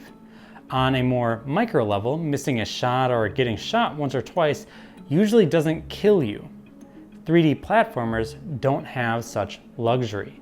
Their challenges are pass-fail affairs. Either you reached the platform or you didn't. The sting of failure sometimes translates into designer fear. If my awful psychoanalysis is correct, it seems that fear then creates the pressure to include a double jump, because double jumps offer the player a greater amount of control and course correction, ipso facto, less potential failure for the player. It's also, frankly, a lazier and easier to implement option. Why spend a year like Miyamoto tricking out your character with all these weird little intuitive but hard to explain mobility options for your main character when a double jump essentially allows for the same thing? Many games with a double jump lack any other significant aerial mobility. The player can't triple jump or side flip or do some cool other thing Mario 64 never even dreamed of. Instead, they can only double jump. That's a big problem because while the Mario 64 player strings together a beautiful array of different jumps and maneuvers just to gather a single star, in many 3D platformers, the double jump creates a monotonous play. These games are supposedly about movement, and yet the player has a severely restricted moveset: run, jump, and jump again. It feels uninspired and sometimes leaves players feeling uninspired to keep playing the game. Double jumps can work, but they're often a crutch for designers. It's no wonder most games that include them as the sole interesting mobility option end up not being about movement at all. Psychonauts abandons tight movement in favor of thematically rich and puzzling levels. Jak and Daxter in favor of shooting magic beams out of your arms. Sly Cooper in favor of swinging around on a hook. These games may be platformers in name, but not in practice. Few seem to want to put in the work to make a truly movement-rich game, so the bulk of the genre doesn't look anything like Super Mario 64. They're games where getting from point A to point B is no issue. It's what you kill along the way that matters. I get why double jumps are a common fallback, and I don't begrudge developers for using them, but most games that include them bore me. I can shoot an alien in Halo. I can swing a sword in Zelda. When I pick up a 3D platformer, I want to move. I want to jump. I love the generally non-violent nature of Super Mario 64, and I find that style of play fun. My ire isn't just for show. I genuinely lament the state of the 3D platformer, a genre which feels like it had a funeral and no one was invited. When done right, like in A Hat in Time or Super Mario 64, where moving is the primary or only verb in the player's arsenal, I'm overjoyed. I love games with great movement. They are probably my favorite games, but most are relegated to the realm of 2 dimensions. Celeste, Super Meat Boy, Donkey Kong Country, Shovel Knight, N++. There are 10 of these for each halfway decent 3D platformer, and that's a shame because I earnestly believe the genre has way more to give us if only more people would set out to make those games. If we compare 3D platformers to shooters, the issue is crystal clear: not enough innovation. While you can complain that there are too many shooters, and perhaps there are, the massive surplus of games in the genre forces more designers to innovate to stand out from the crowd. Yes, Call of Duty hasn't changed much at all in the past 15 years. Heck, the games are so repetitive they're cycling through the same names. But the genre as a whole keeps finding new ways to change. From Doom to Quake to Half-Life to Halo to Gears of War to Portal to Overwatch to Fortnite to Half-Life Alyx, the genre hosts all sorts of innovation. On the fringes of popular consciousness hangs absolute gems like Ultra Kill, Devil Daggers, Superhot, and Rust. These games all find new ways to work with the same common verb, shoot. Yet, in the brief history of 3D platformers, the primary verbs of move and jump remain stagnant year after year, stuck in a dull double jump hell. Lucky to get a fresh Mario game once a decade to break the monotony, or worse, silence. Instead, new games in the genre try to add new verbs and hope we don't notice how far we've strayed from the light. I mean, really, Ultra Kill, an indie first-person shooter mostly developed by one guy, has vastly more numerous and interesting movement options than practically any non-Mario Odyssey 3D platformer released in the last 10 years. And isn't that sad? At least, I'm sad. My favorite games push me into a movement-based flow state like Celeste, Super Mario 64, Portal, Tetris, Ultra Kill, heck, even Minesweeper, where you only move a cursor. Few actions in games are more satisfying than executing a difficult jump or mobile feat in rhythm. Yet, not many give us the opportunity to even try. You'd almost believe we're living in an alternate reality where Super Mario 64 never existed. Yes, the game's Wikipedia page says numerous developers have cited Super Mario 64 as an influence on 3D platform games, with its dynamic camera and 360-degree analog control establishing a new archetype for the genre, much as Super Mario Bros. Did for the side-scrolling platforming games. Whew. But you can find Super Mario Bros. DNA in qualities other than the D-pad on the NES controller or the side-scrolling level design. 2D platformers released in the year 2022 still feel like Super Mario Bros. In one way, shape, or the other. Can we say the same thing about 3D platformers like Yooka-Laylee? Not really. These games don't feel like Super Mario 64 at all. If Mario 64's legacy is camera controls, an analog stick, and God forbid the awful collectathon structure, it utterly failed to convey to other game designers what actually made the game good. Mario 64 is good because controlling Mario feels good, and every challenge in the game is related to how the player expresses themselves through him, not because it has a dynamic camera or the N64 had an analog stick. Yet, I have to give it to Wikipedia. They are right. Its influence is primarily felt in those avenues, not in its actual gameplay. A quick note on the collectathon, a genre I just derided, perhaps unfairly. If that's your bag of worms, great, eat up. But I find collectathon games boring. Even as a child, I did not really like Donkey Kong 64 or Banjo-Kazooie much. Scouring levels to find hidden puzzle pieces, bananas, coins, or whatever never left me feeling satisfied.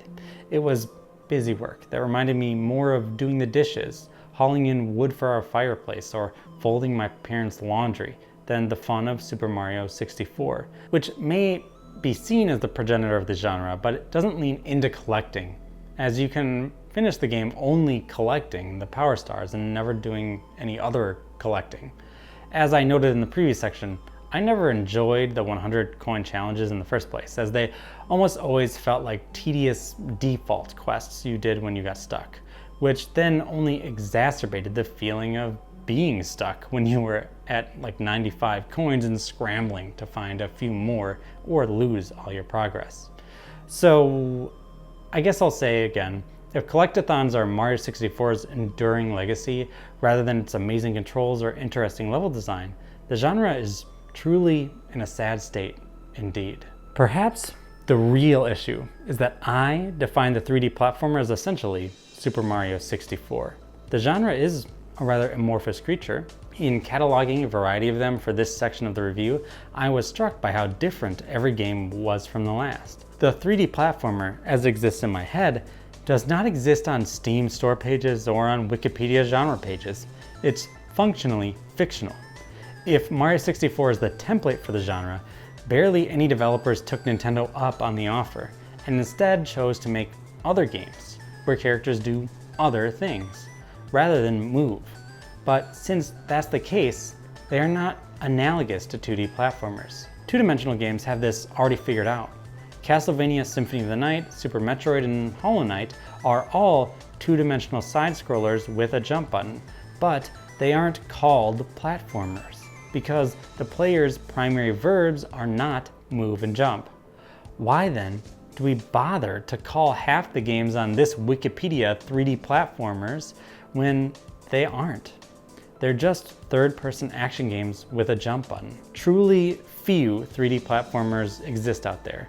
Super Mario 64 is at once their progenitor, patron saint, high watermark, the yardstick by which each is measured. Maybe the shoes were just too big to fill.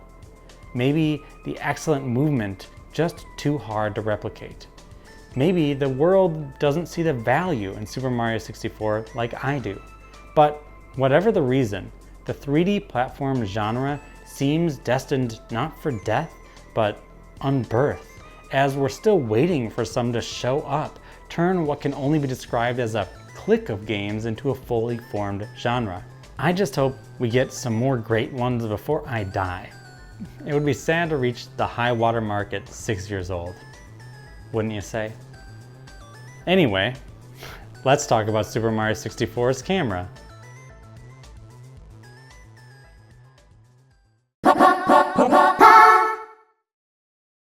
Let's go. I am Error, the only video essayist who films you.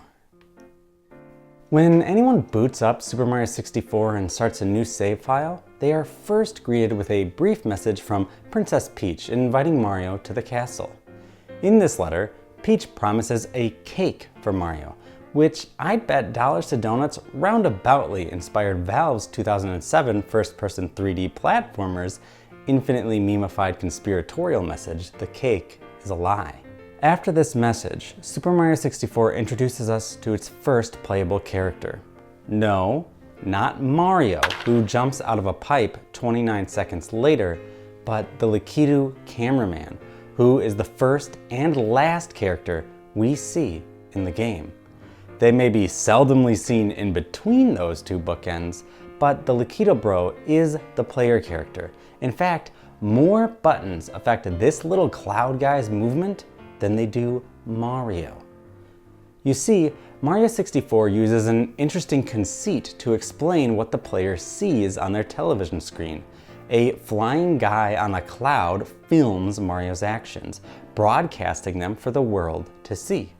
The brothers are eyewitness reporters for the Kingdom News Network, or KNN, an obvious play on a certain famous cable news network. As any speedrunner of the game is familiar with because they avoid it like the plague, the Lakitu cameramen interrupt Mario the first time he attempts to enter the castle. They explain to an unseen audience, Mario has just arrived on the scene and will be filming the action live as he enters the castle and pursues the missing Power Stars, which is the first time the player learns about their quest at all. It's really weird, actually, if you think about it, because, like, they already know what Mario's gonna do, and Mario doesn't even know that there's no cake, or that because Bowser doesn't introduce himself until Mario enters the castle, and then Bowser's like, haha, I gotcha, castle's mine. But the Lakitu camera was already like, he's gonna save Princess Peach, and Mario must be so confused. He's probably like, oh man, this again? All right, I digress. The Lakitu Bros explain, as seasoned cameramen, we'll be shooting from the recommended angle, but you can change the camera angle. If we can't adjust the view any further, we'll buzz. Now, we could spend far too long contemplating whether or not the Lakitu Bros know they're in a video game. But considering they're just explaining basic camera controls to the player who may have never played a game like this, I'm gonna give them a pass on the whole breaking the fourth wall. What's more important about this scene is how it frames Super Mario 64's camera as a coexistent entity, as ever-present or perhaps more present than the game's famous title character. I love the personification of the camera as the Lakitu cameraman. I'm surprised more games haven't borrowed it. It feels just like the kind of inventive construct someone would come up with in the leap from 2 dimensions to 3. In most 2D games, whether Mario, Zelda, Final Fantasy, or whatever, the camera's eye, as it were, is invisible and uncontrollable. It follows the action from one moment, room, or scene to another, but in its static simplicity offers the player no retrospective thoughts on where the image comes from. Though I will note, I think it's Super Mario Bros. 3, or is it Super Mario World, Super Mario Bros. World, that has it's like a stage play, right? Like the whole thing's like a stage play. I suppose in that instance, it's not a camera's eye, but the audience's eye is still firmly fixed on Mario. That's actually an interesting point, which I'm kind of going to comment on the whole. We'll get to it. What they see is all they or anyone else sees when they play the game. The visual presentation is indistinguishable from the 2D game itself. With the introduction to 3 dimensions, the ubiquity of the illusion is broken. Many 3D games lack camera control, either because they don't need it, like Paper Mario, or because they wanted to ruin the game, like Bubsy 3D. For others, the camera is controllable, but is the game, in the same sense that Super Mario Bros. Camera follows Mario from left to right, which is primarily the case for first-person experiences. Yet, a not insignificant chunk of games don't fall into either category. In these games, control of the camera is a thoroughly player-experienced phenomenon. Your Dark Souls avatar is completely oblivious to what you're doing back there when moving the camera around, as is Link, Snake, Arthur Morgan, or Kratos. Yet, Super Mario 64 narrativizes this game mechanic, spends in-game time explaining to the player that a strange third entity mediates the visual reproduction of the game for the player. And considering Mario's stare when he first meets them, we can assume Mario is also aware of their presence. We assume Mario sees through his own eyes, but we, the players, aren't privy to that information. We see through the Lakitu Bros' eyes, and the game is, quite obviously, all the better for it. Presumably, the decision arose out of a desire to explain to the player that their role in the game's action went beyond simply telling Mario what to do and extended to the visual display of the game itself. As for most players, including myself, Super Mario 64 would be their first time experiencing such controls. It's clear that early on in development, Mario 64's developers envisioned the cameraman to act as a guide for Mario. They introduce themselves and explain how they're controlled in a tutorialized way, drop a hint as to what Mario's quest is, and imply that you're going to be seeing more of them across the playthrough. Yet, the Lakitu Bros only interrupt Mario's journey one more time, at the start of Whomp's Fortress, to explain to Mario that he can sneak up on enemies and remind them of the camera controls again. The cameraman's introduction and subsequent lack of inclusion makes Mario 64 feel unfinished, like something is missing from the game. It's safe to say one of a few scenarios arose to cause their relative absence past the early stages of the game. Perhaps once the developers started linearly constructing the game, they introduced the cameraman as an interesting way to teach the player how to play, but ran out of ideas or time to fully implement the characters across the experience, and only ended up keeping in these early moments to introduce some interesting characters and explain some important techniques to the player. Another explanation could be that Miyamoto and company, in their pursuit to create a seamless and enjoyable ludic experience, took out most of the conversations with the cameraman to keep the player focused on the action of the game. After all, it is a Mario game, which despite an upcoming movie has always meant plot sparse on the best of fictional days.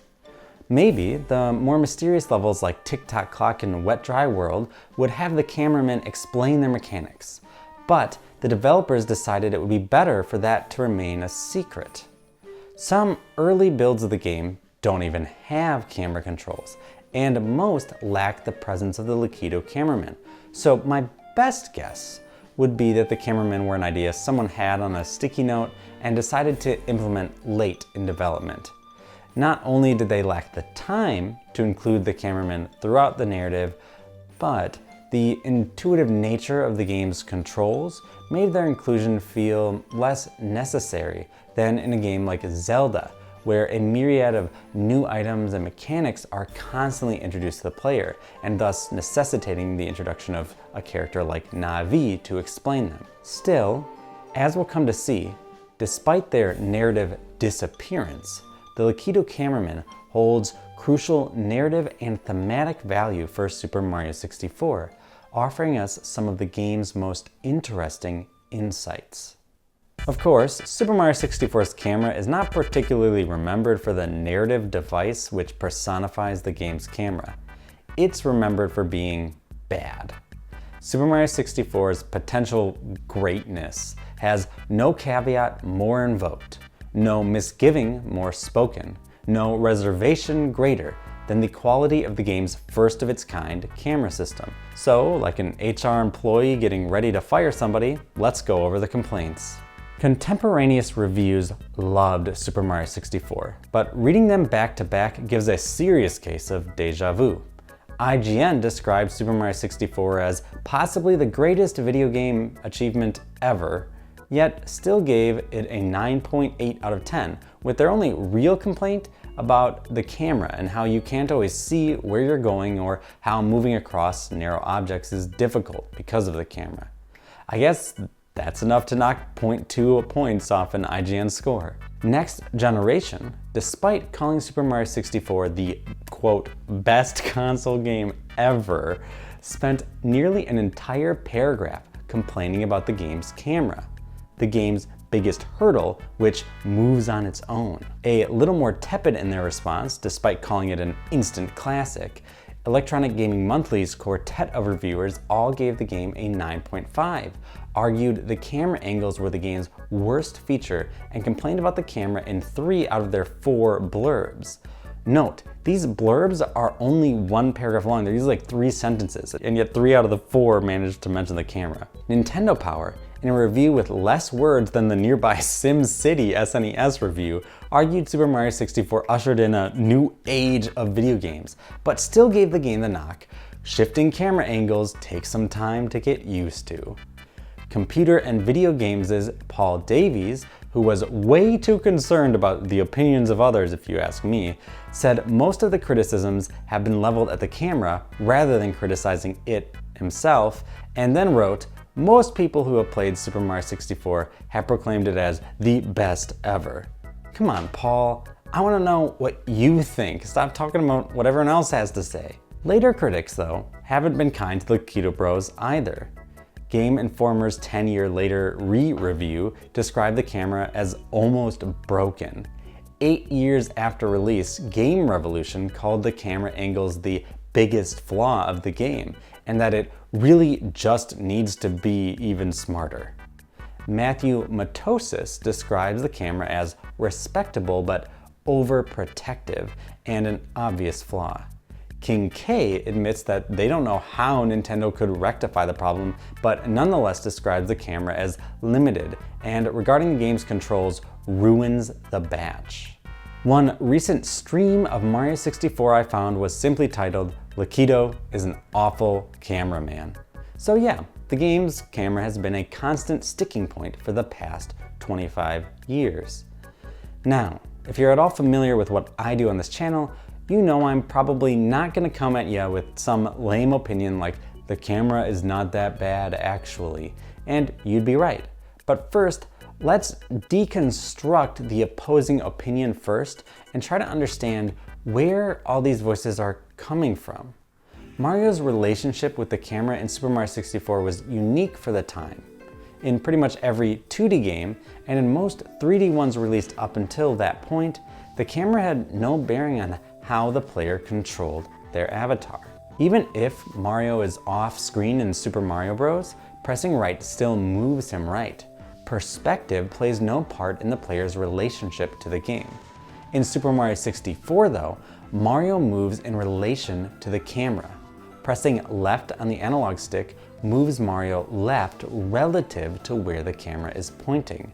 Since one person's left may be another's right, Mario 64 lacks cardinal directions. Control and movement are always contextual.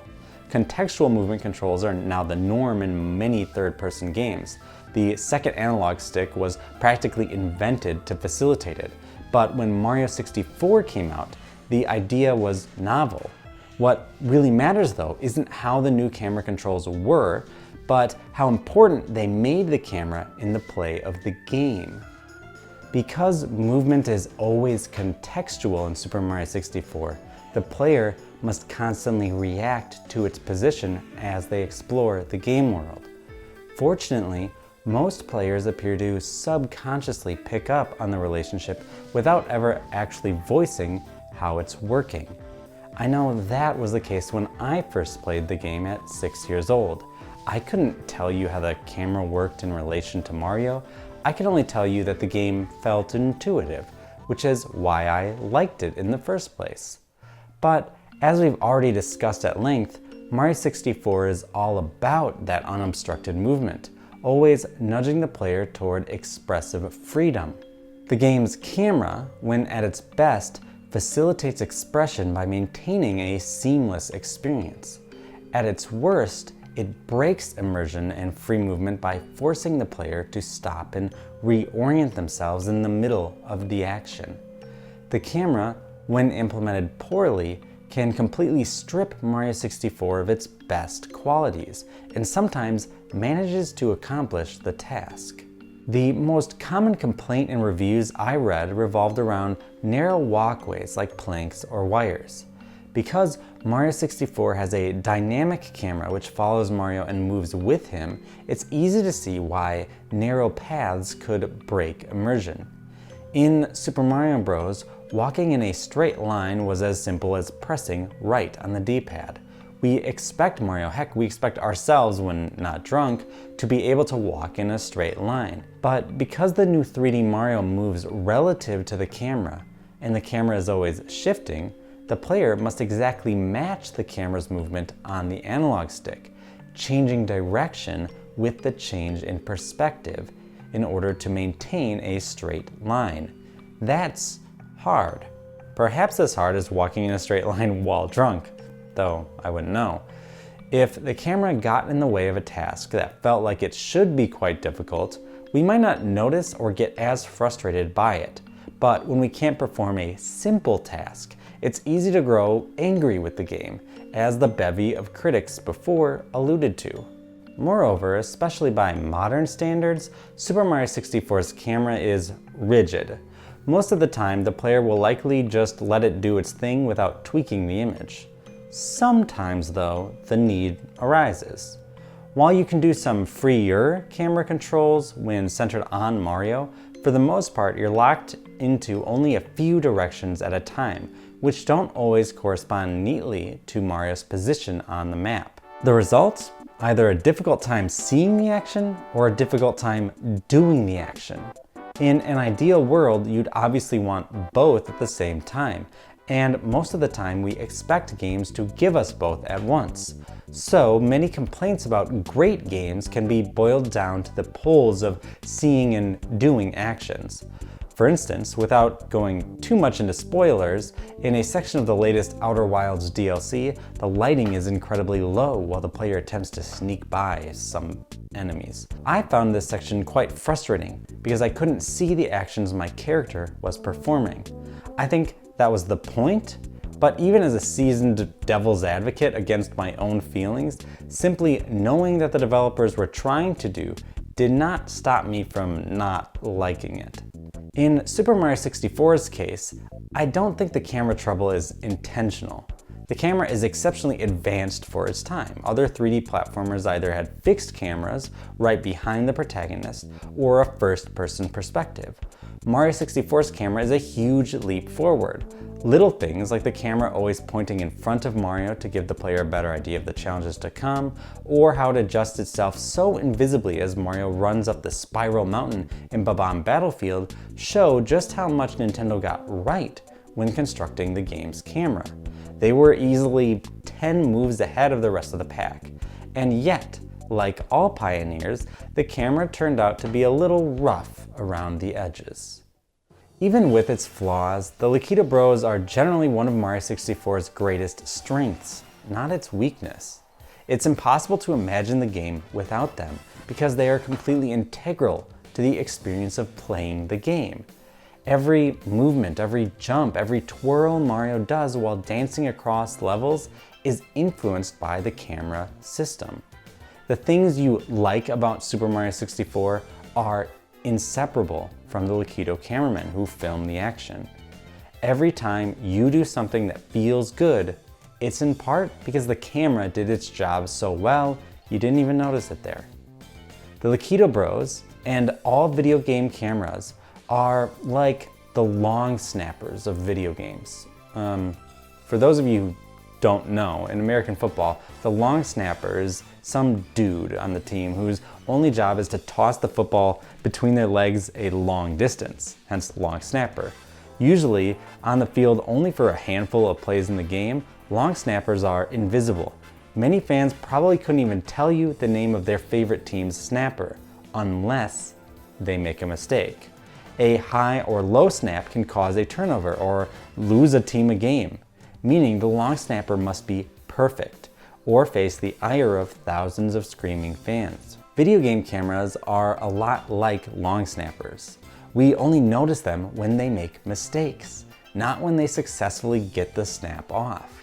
Super Mario 64's camera may not be the best there ever was, but in general, it's a pretty damn good system. It flubs the snap maybe once every, 50, 100 times? Yeah, that's obviously too much, as evidenced by the mountain of criticism from both professional reviewers and armchair critics. But in the grand scheme of things, it hits so often, especially considering it's baby's first 3D camera, that at least this girl is willing to give it a pass. In the end, it's a giant leap forward, which inspired all future iterations on the 3D camera.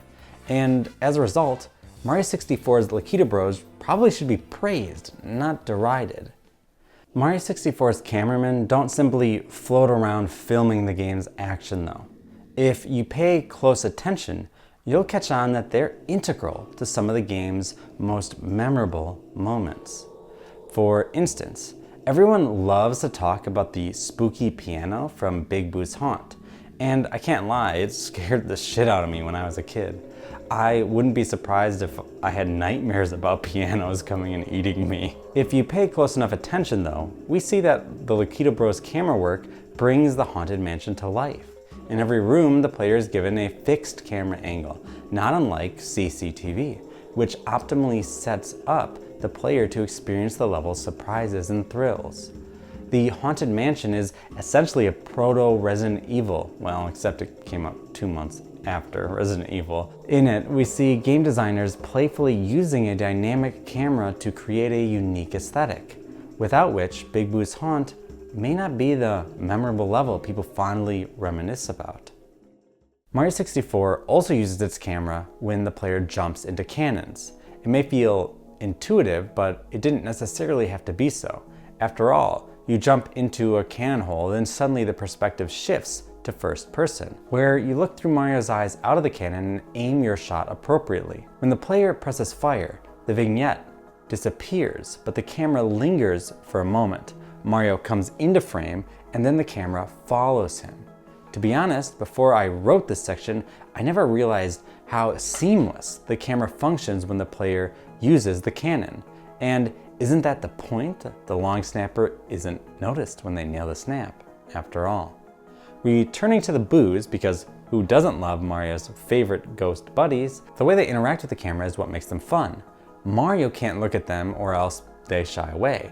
But while these ghosts are Mario shy, they aren't camera shy. As a result, the player interacts with them by placing the camera in an optimal place and letting Mario's blissful ignorance of their presence lure his foes to an untimely second death. While the boos worked similarly in previous games, Mario 64's dynamic camera really sells the relationship between perspective in a way previously unavailable in its two-dimensional siblings. The most direct use of the camera to solve a puzzle in Super Mario 64 is the secret of the wing cap.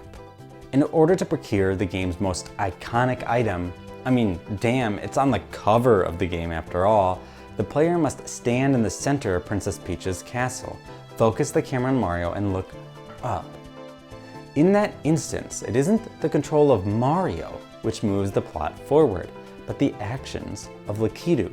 Even when in Mario Cam, we're still looking through Lakitu's eyes, and it's only when he sees the light that Mario finds himself in his high-flying fantasy. The two characters intersect beautifully. After all, Lakitu can fly, and through his perspective, he grants Mario the power to fly too. The connection between Super Mario 64's most powerful moment of abject freedom and the camera is not superficial. The game's freedom was always rooted in the way its dynamic camera captured the action. It almost always looks in front of Mario, suggests where he is looking. It leads the player forward, primes them to move, explore, jump, and take action. So it's no surprise that the control over the camera itself unlocks the game's most iconic item, because without the camera, Mario 64 would have never earned the emotional potency the wing cap gives the player. Yet, looking up into the sky and finding yourself there is not the game's most interesting moment of Lakitu and Mario colliding. Their temporary union foreshadows the only moment in the game outside the intro and the conclusion where the two are on screen at the same time. Of course, I'm talking about the mirror room. The mirror room is one of the few moments in the game which asks the player to slow down and think. Mario and the player can see their reflection, but a third character defines the serenity of the moment, the Lakitu cameraman. While they haven't been directly referenced since Whomp's Fortress 11 courses ago, they've been with you, with Mario, all along. They've been much closer than you probably realized too, as you look down to the bottom corner, and what do you see? The Lakitu Bros icon, reminding you that you've been controlling a whole nother character the entire game. Every frustrating camera angle, every amazing one has, whether on accident or on purpose, been your own doing, because you aren't just Mario. You are also this goggled freak who never takes a break, always filming the action. You realize every moment of Super Mario 64 is mediated by a third party, or if we're feeling cheeky, a third personality, distinct from Mario or the player. Mediation is a fancy academic theory used to describe how art represents our world. For instance, if you draw a picture of how your cat looks right now, you use the artistic tools at your disposal to mediate what you see with your pen and paper. The drawing then is a mediation of that image of your cat. Though, if I could describe it to you with one example, people wouldn't have been arguing about what mediation means since the days somebody came up with the word mediation. What matters for us, though, is a more potent realization. Nothing in Mario 64 is mediated because it's all remediated. Remediation, as Bolter and Grusin put it, is the representation of one medium within another. It's when you watch a movie and an image of a painting floats across the screen. It's when you're surfing YouTube and watch a clip from a TV show you like. It's when you're playing Animal Crossing for the GameCube and load up Balloon Fight on your character's NES. In every one of these instances, one piece of art is mediated and represented inside another. Super Mario 64 is in love with remediation. The entirety of the game, at least what the player sees, is framed as live television reporting to the player. Thus, the game remediates the aesthetic or fashion of broadcast television. Yet, the Reporter Bros are only the first layer of Mario 64's remediated onion. Going deeper, every painting Mario jumps into is a remediation of the video game level he's about to experience. When Mario sees a painting of Bob-omb Battlefield or Whomp's Fortress and jumps into it, that two-dimensional image is rendered three-dimensional, essentially bringing it to life, remediating it. The first Toad's dialogue implies that Bowser created the evil land of monsters in the castle's paintings, meaning the paintings came first and the levels themselves are remediations of their simple portraits. But wait, there's more! Super Mario 64 itself is a remediation of Super Mario Bros. That's right, the 2D side-scroller. While they are both video games and thus in the same medium, Mario 64, by virtue of being a sequel, cannot just be whatever kind of game it wants. It needs to evoke the spirit of the original Super Mario Bros. Games, figure out how to translate what made them fun into a new medium. All these remediations collide in the mirror room, because a mirror is another example of remediation, and it plays off all three of Mario 64's layers that we just noted. First, as I already said, this is the one time we see Lakitu doing his job, and are reminded that the entire game is a remediation of a television broadcast. The mirror, by being a remediation of the player, gives us an opportunity to see ourselves and understand we play not one, but two characters in this game. And by reminding us of the camera in the first place, the mirror asks, is Mario cinema? Second, in the mirror, we see the game's paintings and are reminded of their remediated quality. Though of course, that's not all.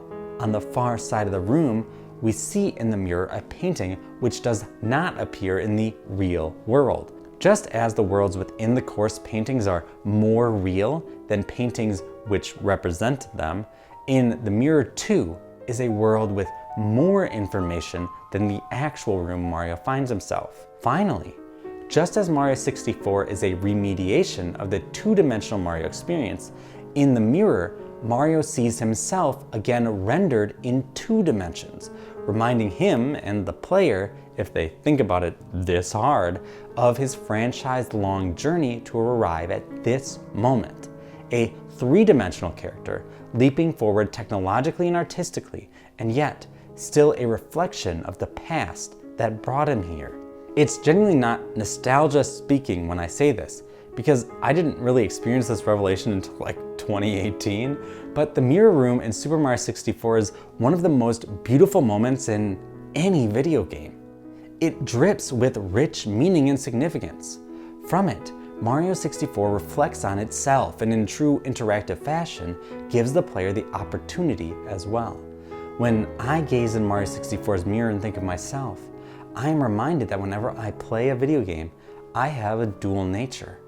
I am one who looks, and I am one who plays. I am spectator and performer. These two halves form my relationship to every game I play. When I play a first-person shooter, the relationship is condensed into a single perspective. I look and shoot. But Super Mario 64 separates and personifies these two actions, gives them faces and personalities. In the mirror, I see the difference within myself and understand an important distinction. I am never just my actions, and I am never just my perspective. I can't escape either. I am always some combination, some mixture of the two. I am Mario, freely jumping and running, but I'm also a camera floating on a cloud. And in my thoughts, from this vantage point, I'm freer than Super Mario 64 could ever make me feel. If these insights were only my own, they'd be pretty good. But in the closing moments of the best game I ever played as a child, I sensed the knowing glance of its authors. With Bowser defeated, Mario greets a grateful Peach outside the castle as she descends from the heavens. He takes his hat off as a sign of respect. She thanks him with a kiss on the nose, tells the Toads it's time to bake a cake for Mario that was promised all those hours ago, and turns to enter the castle. Mario pauses. He knows he hasn't done this alone.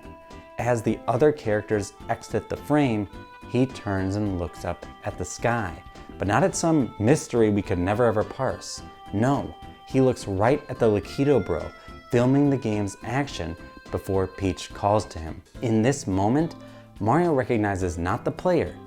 I don't think Mario knows you or I exist.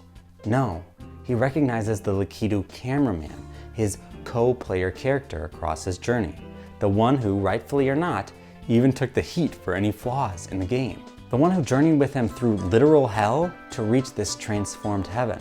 Lakitu, in the last known moment of his footage, reminds us of the freedom he's given the player by lifting the camera to the sky and pointing it at the sun.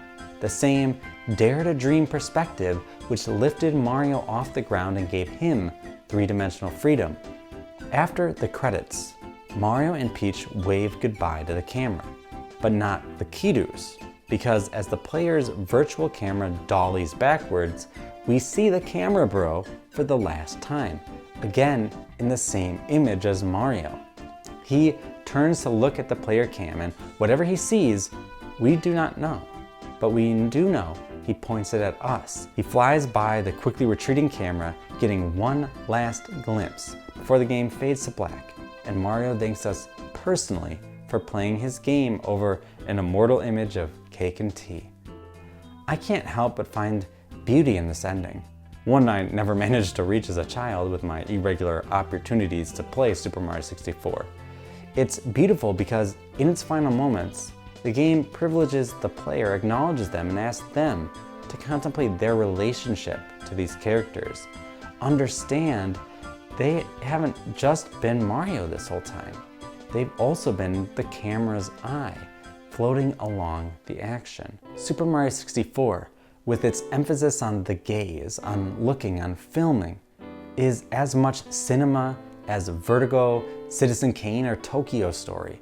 But rather than letting the player passively digest curated images as their shadows dance in front of them on a silver screen, it gives them a job.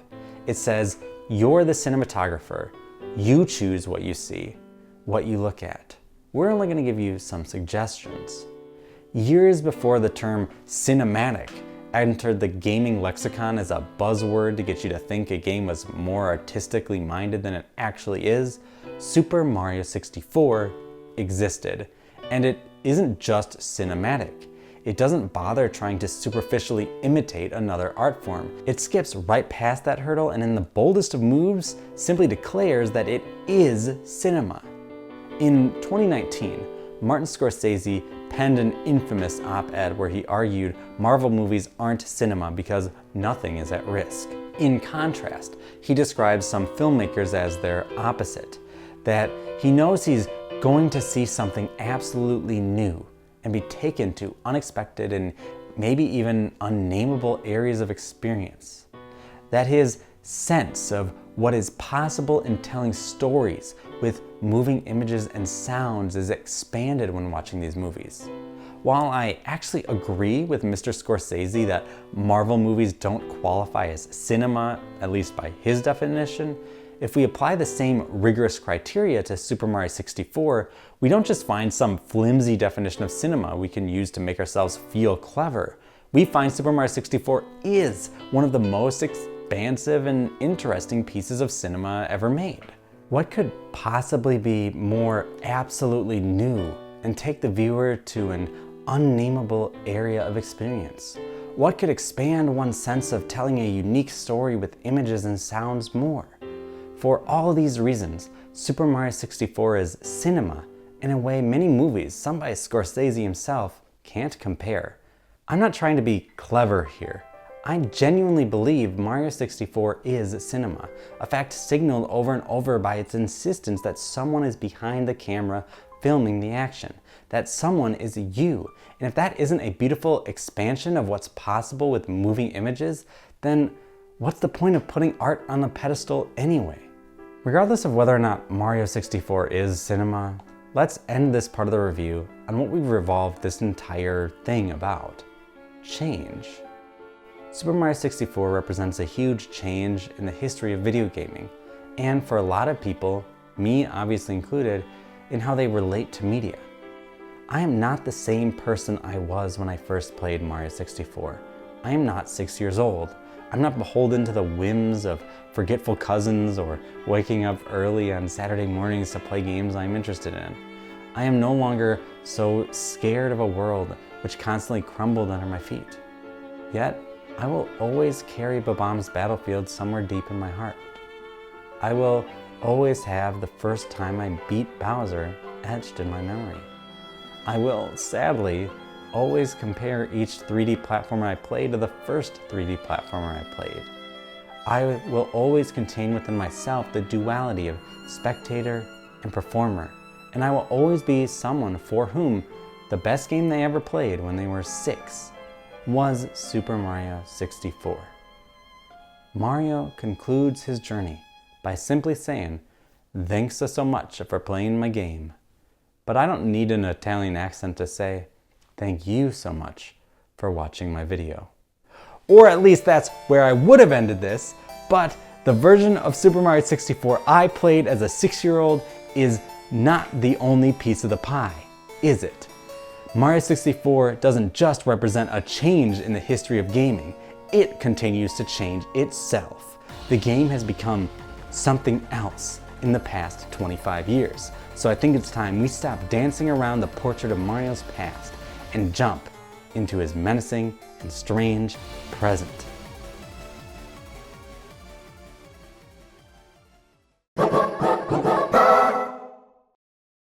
Let's go! Just about 100 years before Super Mario 64 arrived on Best Buy store shelves, famed Irish poet Oscar Wilde wrote and published his only novel, The Picture of Dorian Gray. Now a classic of Gothic literature and English classes everywhere, The Picture of Dorian Gray tells the story of Dorian Gray, a vain and beautiful narcissist obsessed with pleasure. In the book's opening chapters, Dorian discusses hedonism with an English lord, while his friend, Basil, paints a portrait of the beautiful man. As Basil puts the finishing touches on the painting, Dorian finds himself enraptured with a life of beauty and excitement, and wishes that Basil's picture would age instead of him. The Faustine bargain becomes reality. In the following years, Dorian lives out a hedonist's dream, getting up to all kinds of debauchery. In his wake, he leaves a string of dead lovers and regrets, falling further down the rabbit hole of personal corruption. Despite his terrible deeds, Dorian remains as outwardly beautiful as he was when Basil first painted him.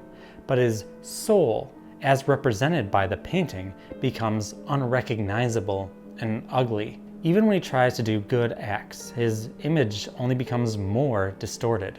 Eventually, Dorian's only respite is to destroy the picture himself, ending the curse and dying in the process. The Picture of Dorian Gray is a classic novel for good reason. Its central conceit of a painting which reflects the soul is compelling and has remained fascinating since its controversial release. No one interpretation of its narrative tells the full story, as the book beautifully interrogates the nature of temptation and pleasure and tries to understand what only living for oneself does to a person's psyche, but doesn't arrive at any firm answers to these questions.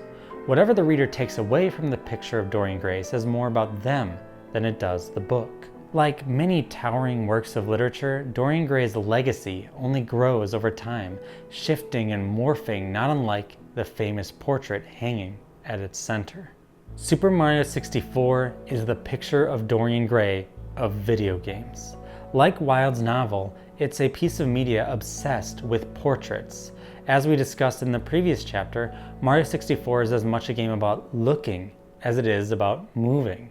And if every frame of a film could be a painting, every pixel of Mario 64 fits the bill. More pertinently, Peach's castle is filled with living paintings Mario can literally enter. These pictures, whose two-dimensional images betray three-dimensional depth, suggest to the player not all is what it appears, that art, even fictional art, if we can call Peach's pictures such, hides away its significance and meaning, and only through imagination or jumping headfirst into them can we begin to understand their complexity.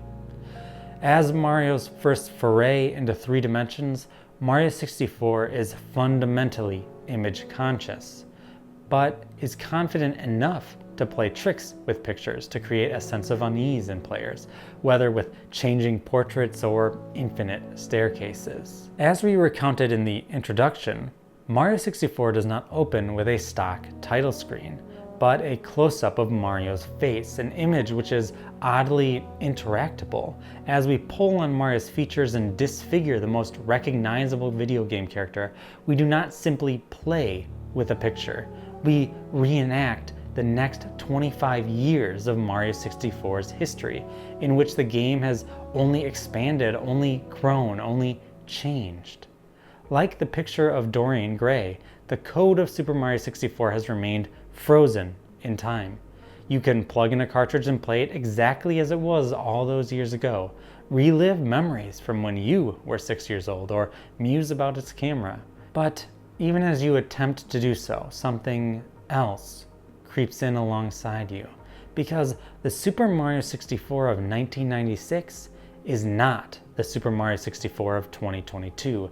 The former is an entrenched memory, as we explored in the first chapter, but the latter is a living thing, one which escapes us, takes new and unexpected turns, grows and changes on us without clear direction. The portrait, or Mario's soul, if you will, keeps changing, becoming more unrecognizable with each passing year. Our friends over at Transparency describe this phenomenon as the distinction between Super Mario 64 the game and Super Mario 64 the idea in their video Living Past Super Mario 64, Iceberg's Personalization and You. Liam Triforce makes a similar, albeit more sentimental argument in his aptly titled Super Mario 64 More Than a Game. I like both their readings quite a bit, and I recommend both videos when you're done with this one. But with my analogy to Dorian Gray, I'd like to take this concept in a different direction, where Liam Triforce presents us with a Mario 64 which stretches beyond itself into many domains. I'd like to argue the game's various evolutions are not so much an extension of itself, but something else entirely, a kind of alter ego to Mario's 3-dimensional debut, one which, with each fresh mutation, continues to resemble its parent game, but distorts its features, becoming more difficult to recognize each time.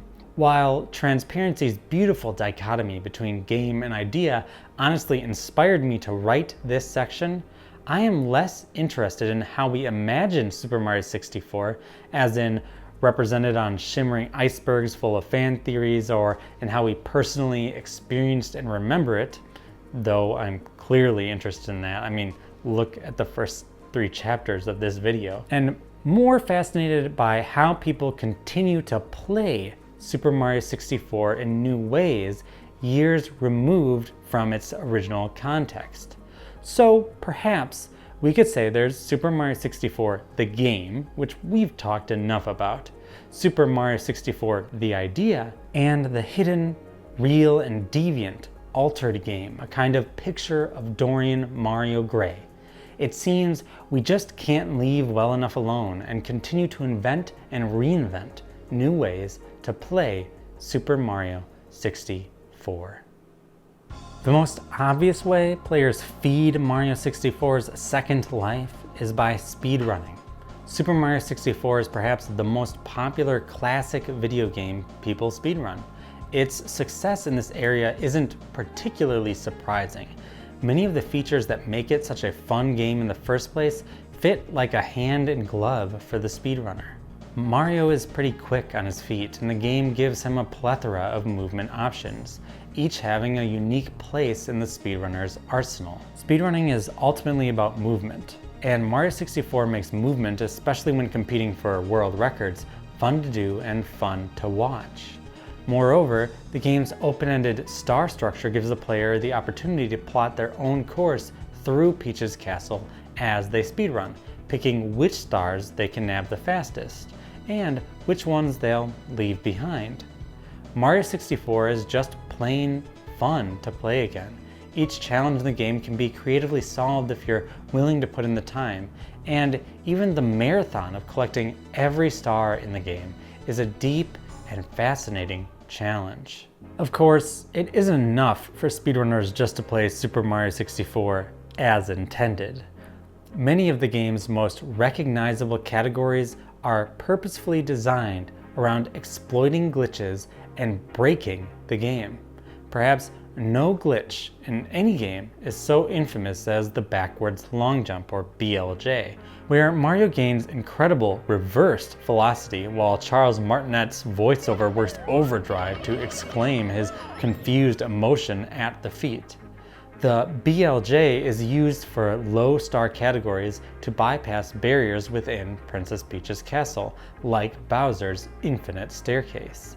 Normally, the staircase only allows Mario to reach Bowser if he's collected 70 stars, but the massive speed generated by the BLJ allows him to zip right past the barrier.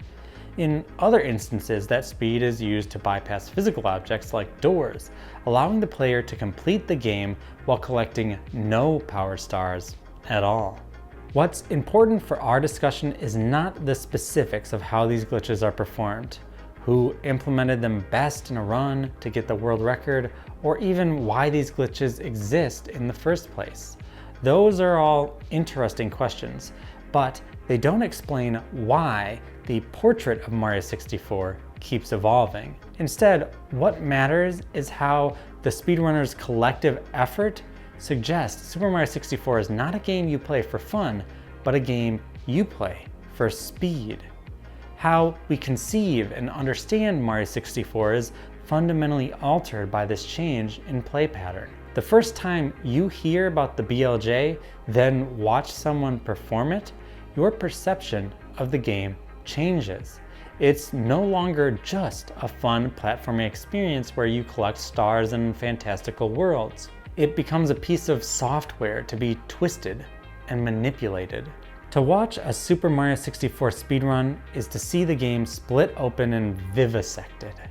To speedrun Mario 64 is to do the vivisecting yourself. Super Mario 64, the game, does not survive the procedure. Instead, all that's left in its place is this alter ego, a new painting with a somewhat distorted face. Who among us would say speedrunners aren't playing Super Mario 64? But how could any of us reasonably suggest that this is the game that I played as a 6-year-old, or the one Shigeru Miyamoto spent years of his life making? It's not. It's a new game, a game about speed with its own weird little rules and weird little history, recounted beautiful by various video essayists like Summoning Salt, but which exists wholly outside the history of Super Mario 64. Though, even with millions of speedrun attempts under its belt, the portrait of Mario 64 doesn't necessarily create a whole new alter ego of the game by itself. After all, we find new ways to play old games all the time. We create new contexts for that play and invent games within games. Yet, fans of Mario's Nintendo 64 debut are not content to just play within the confines of the original game, as Mario 64 is the basis for hundreds of map hacks or fresh creations spawned from its malleable shell. Now, pretty much any game can be hacked, and many are made with modding tools in mind, but Nintendo and Mario 64 resist such pliancy. The company is famous for its rather backwards attempts to restrict how fans play their games. Mario 64, meanwhile, is a cartridge-based game for a 25-year-old console. It has no modding tools. It's not easy, at least on the face of it, to hack into and make something new out of it. Yet, perhaps the portrait of Dorian Mario Gray has always existed underneath the game's surface, suggesting to the player that there's so much more Mario 64 could be, beckoning would-be hackers to paint a new picture with the palette provided by Nintendo. And paint they have. Some of these games, like Kaizo Mario 64, simply add paint over Mario 64, adding new obstacles and ideas while retaining the same game. Kaizo mods, inspired by the 2D Mario mods, give the player wholly new and more difficult challenges. Others are joke hacks not to be taken seriously. Some, like Super Mario 64 Ocarina of Time, attempt to recreate other games within Mario's shell.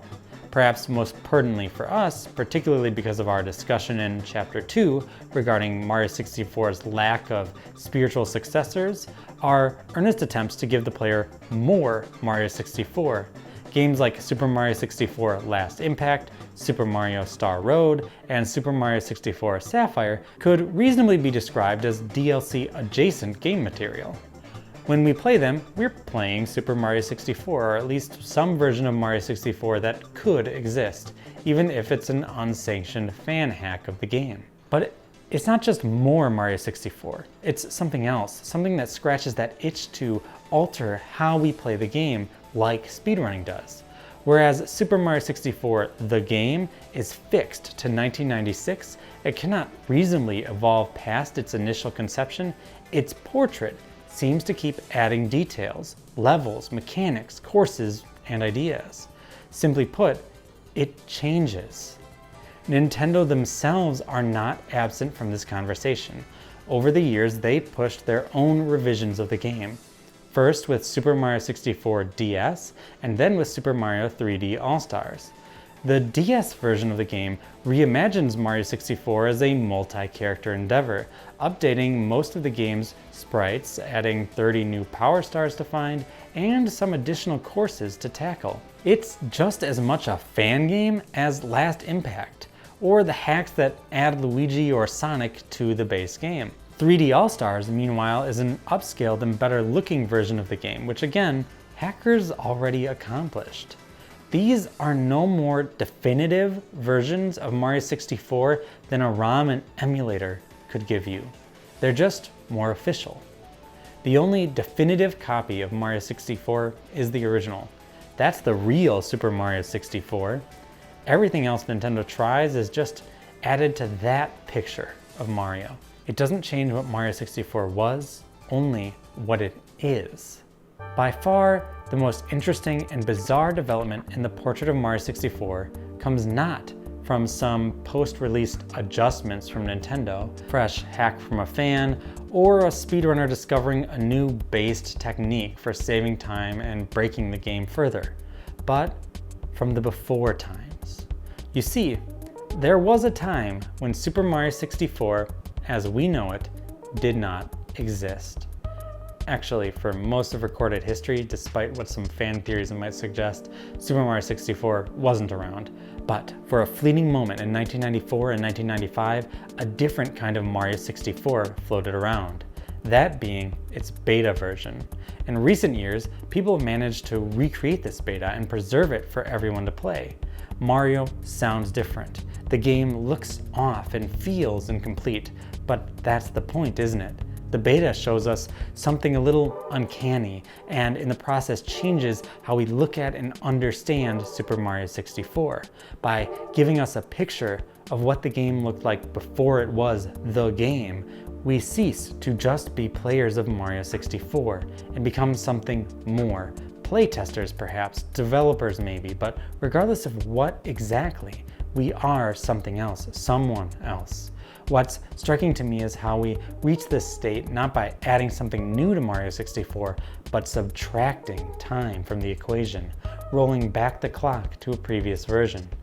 In essence, we play Mario 64's past and use it to manipulate the game's future.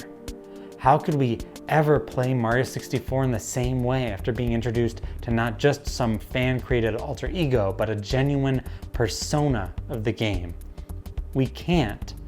Playing the beta build, we lose all sense of Super Mario 64, the game, and from there the mystery only grows stranger.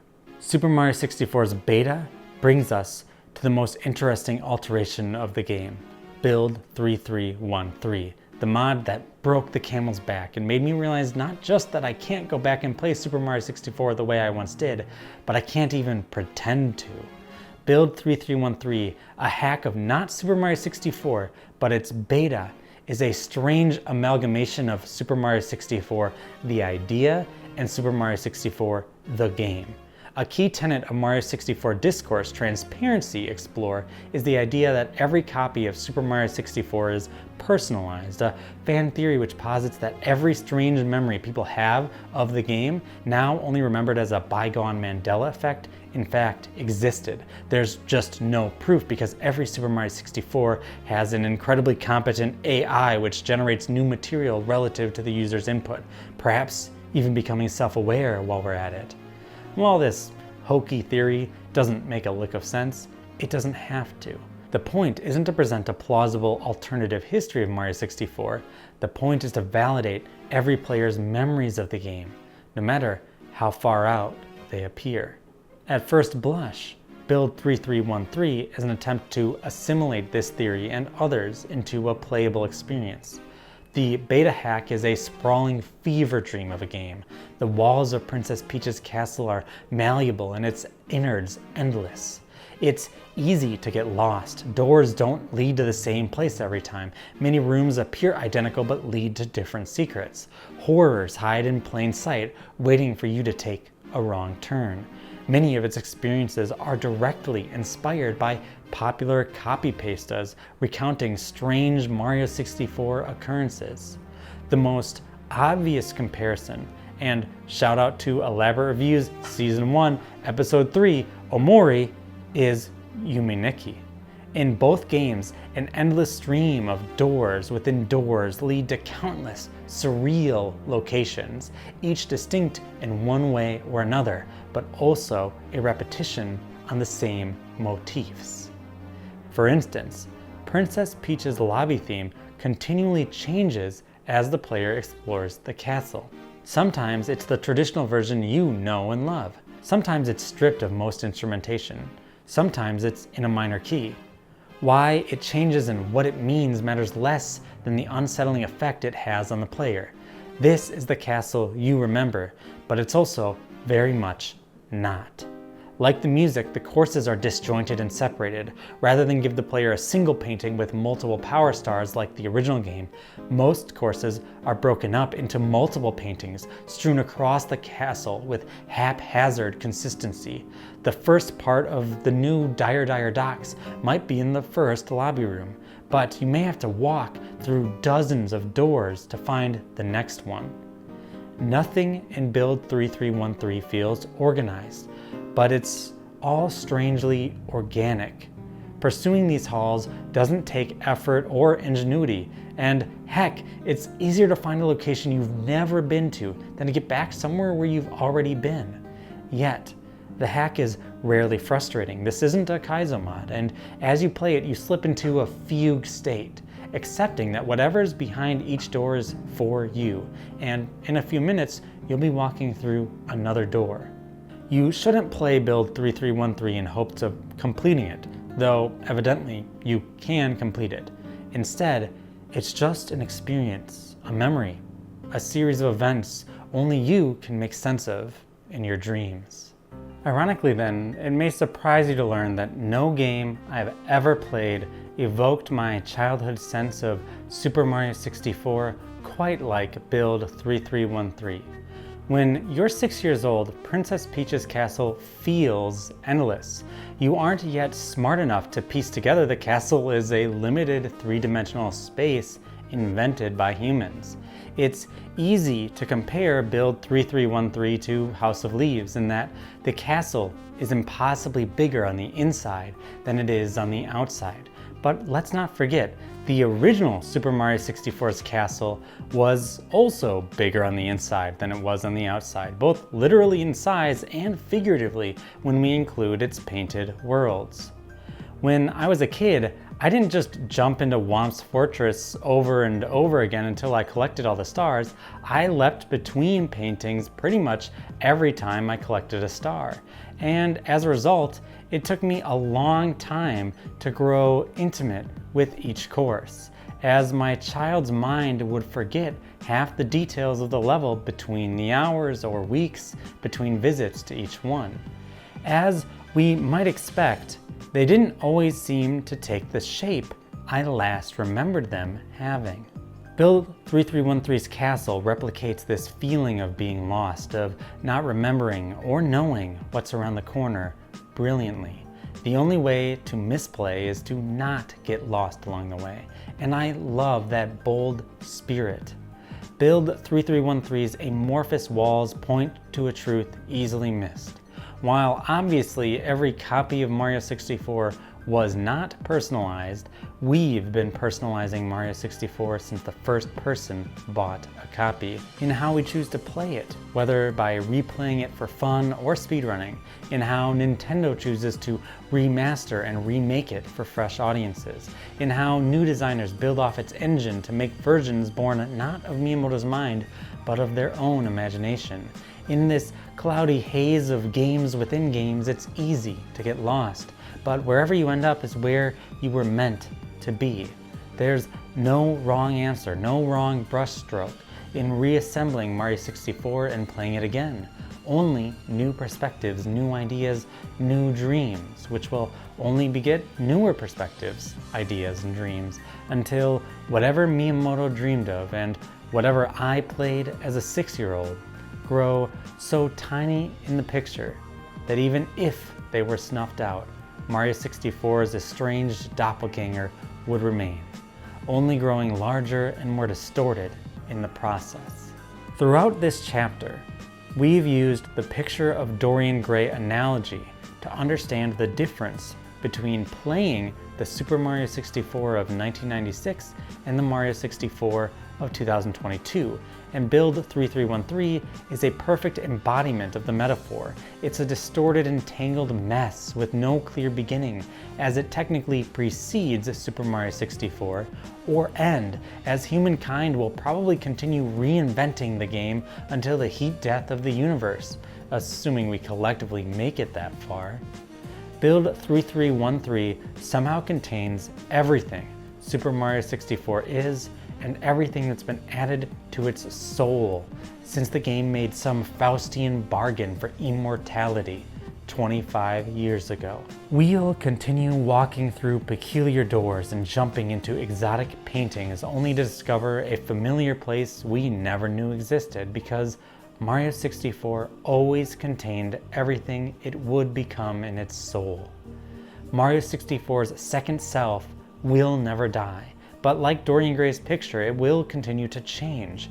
As someone whose relationship with games is defined in part by Super Mario 64, I find the idea that some remnant of it will live on strangely comforting. I hope you do, too.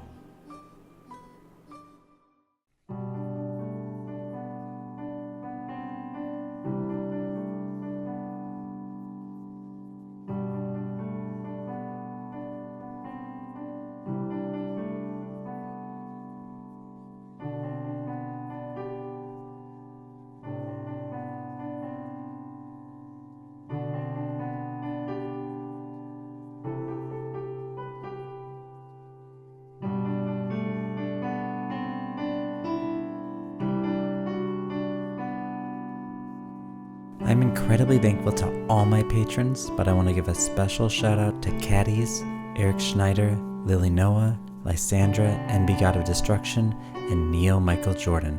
Thank you all so much for your support.